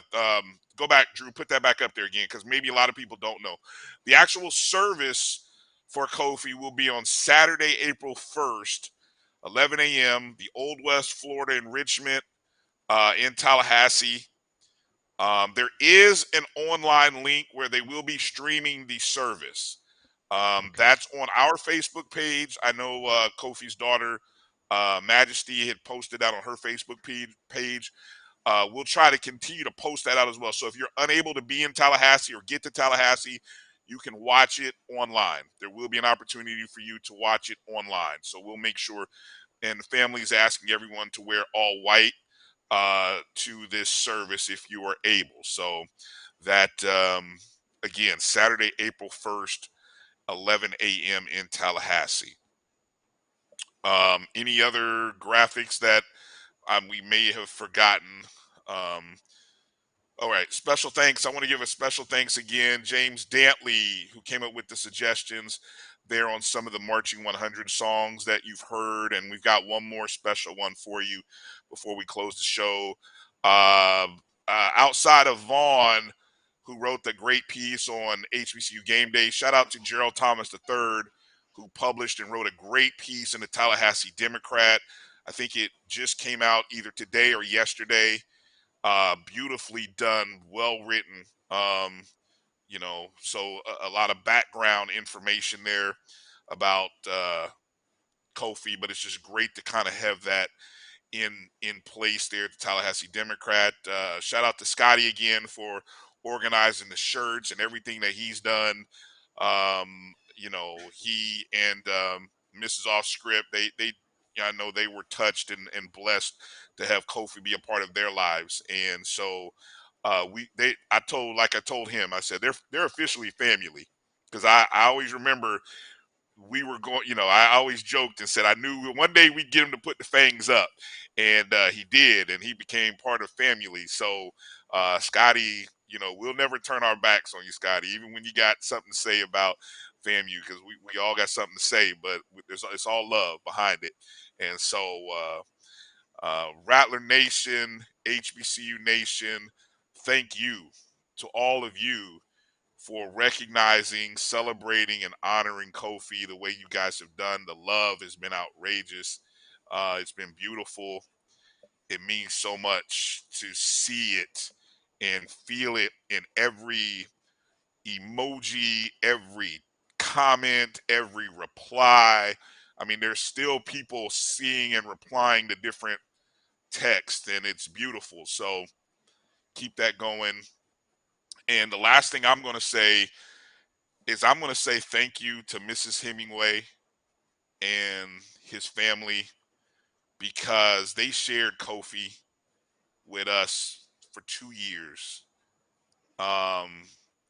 And for me, unlike Kelvin and Marcus, these guys are guys who have families, wives, kids. I could do these podcasts all day. If a lot of times I fall asleep sitting right here at this desk and computer. But she and that family, they shared Kofi with us, and I'm thankful to them. And there's not a moment that goes by when I don't think of them, and so I continue to lift them up in prayer in my thoughts, and I know you guys do too. So I just want to say thank you. Marcus, your thoughts.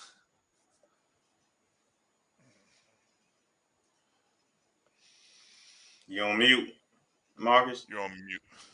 Oh, I extend my condolences to Kofi's family, but just to echo what both of you said earlier, that we got to share in the light of Kofi.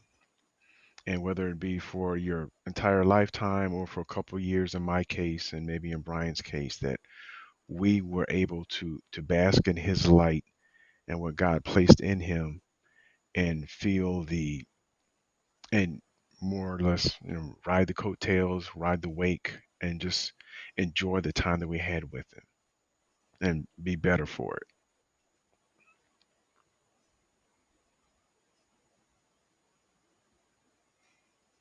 I'm gonna just honor my brother simply. What up, boy? What up, boy? What up, boy? And to everybody, y'all fellas, everybody who watching, Rattler Nation, no beef. I love you. There's nothing you can do about it.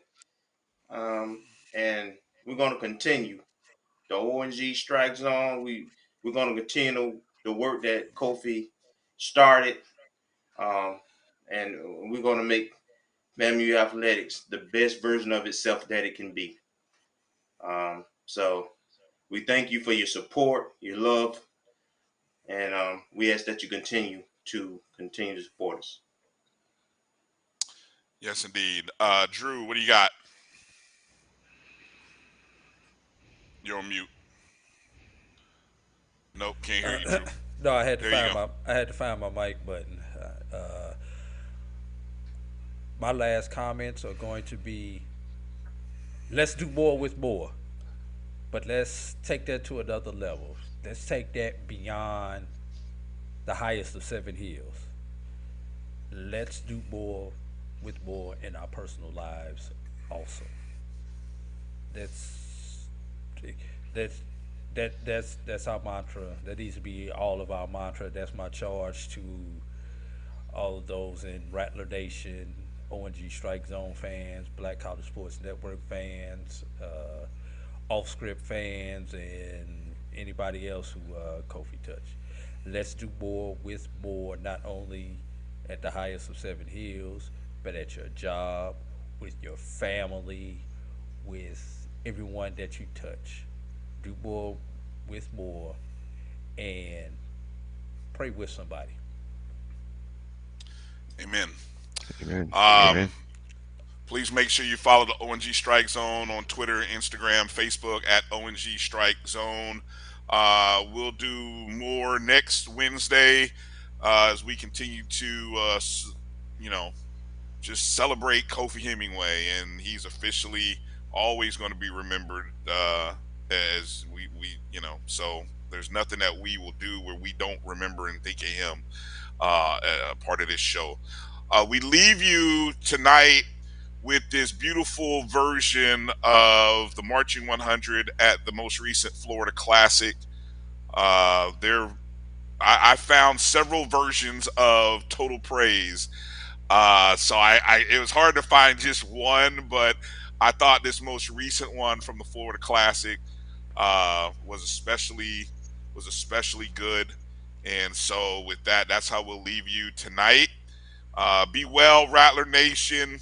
We will see you next Wednesday night, 8 p.m. Eastern, 7 Central. Be well, take care of one another, and don't forget, things up, and don't forget to strike, and strike again. God bless. Love you, Kofi.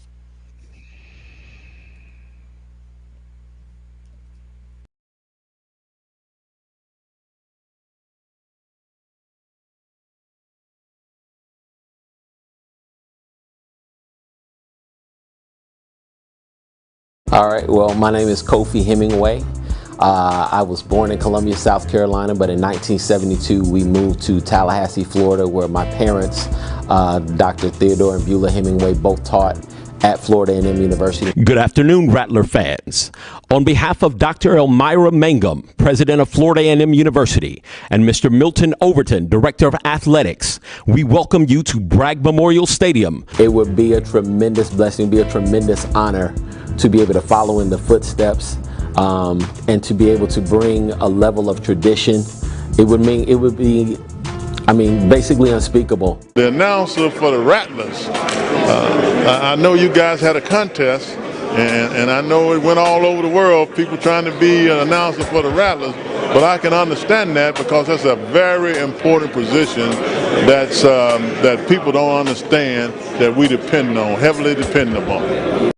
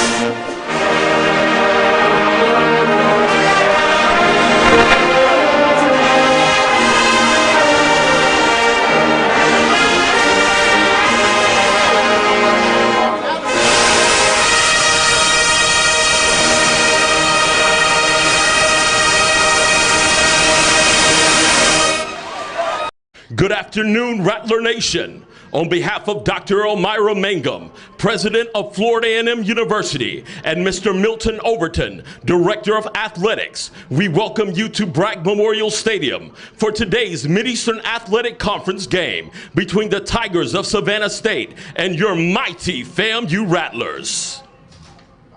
Touchdown, Devin Bowers. Let's go, Rattlers. And that's a major sack by Curtis Alexander. Get to your feet, Rattlers. Make some noise.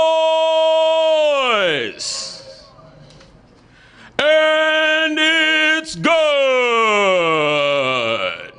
It's a Rattler weekend. That's a major hit by Big Keenan Anderson. Let's go, Rattlers. Third down, Rattler fans, get to your feet and make some noise.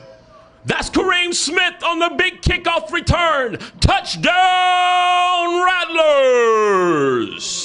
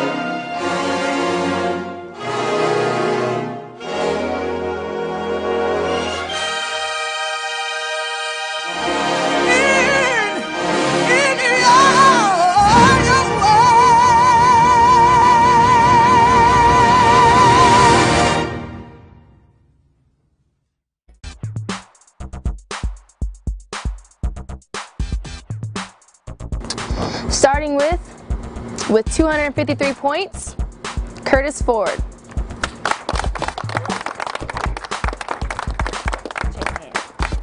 Coming up next with 258 points, Jaquel Lawson.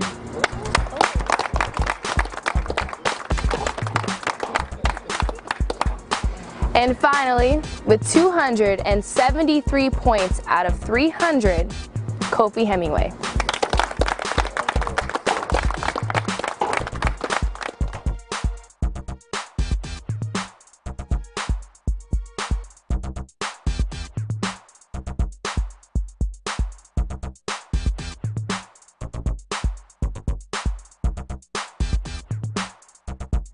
You know, if I didn't want to challenge, I wouldn't have signed up.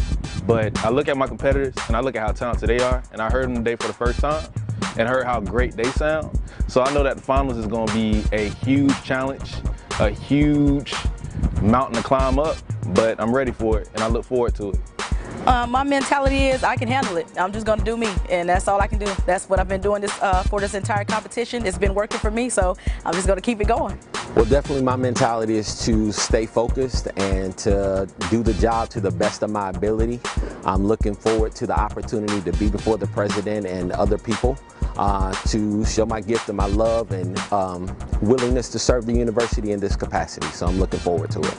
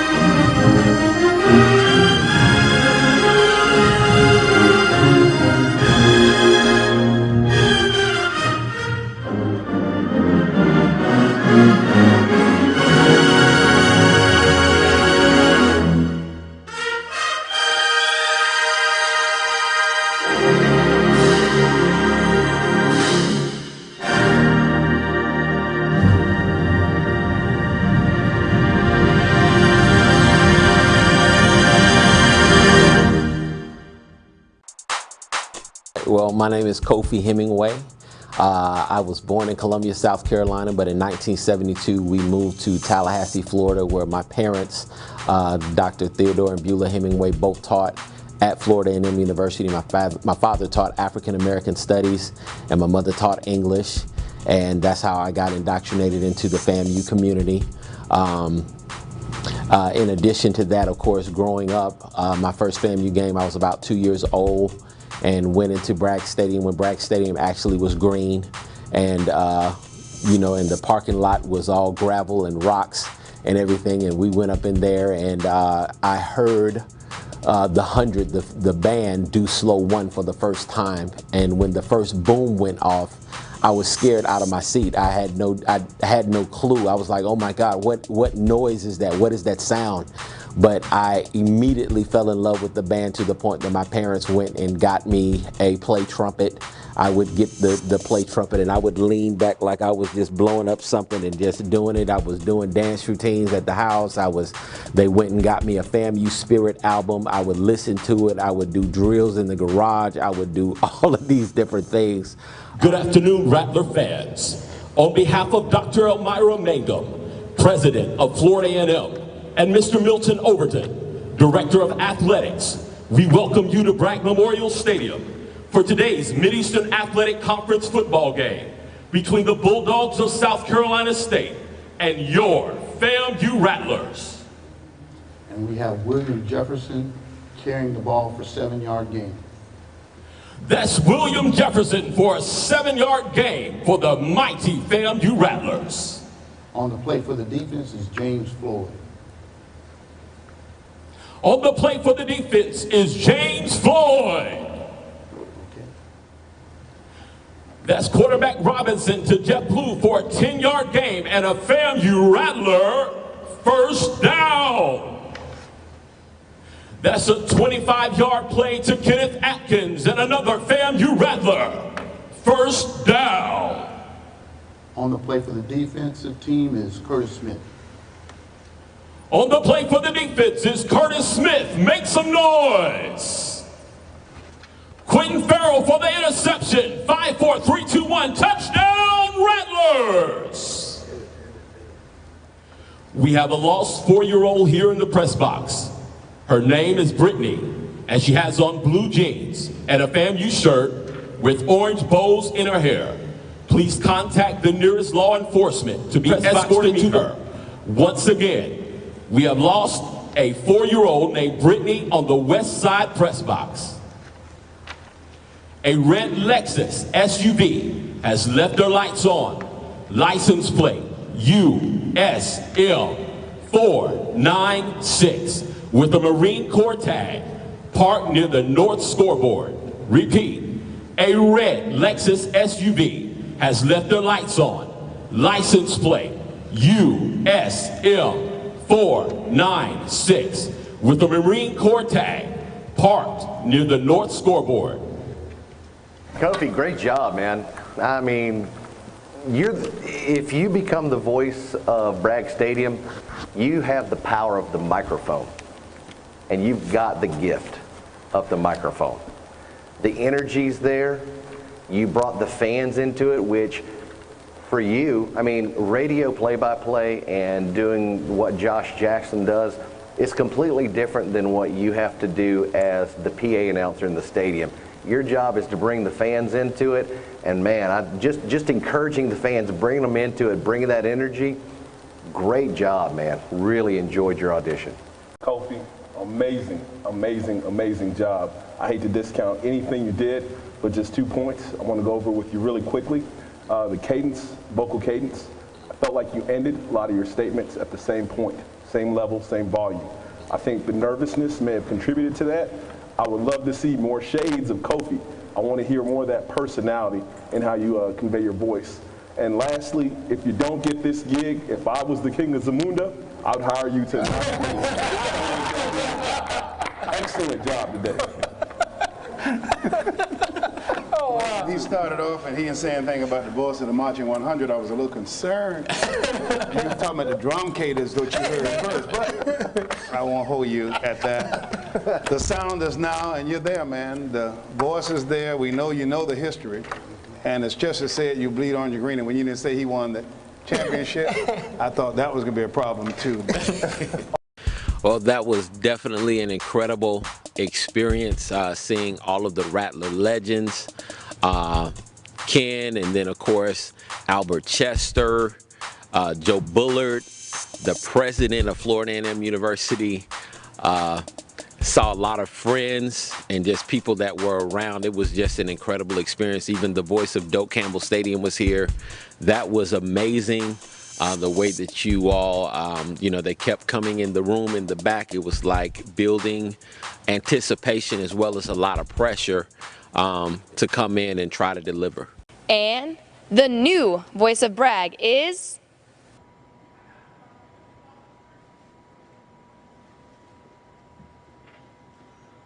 Welcome to Bragg.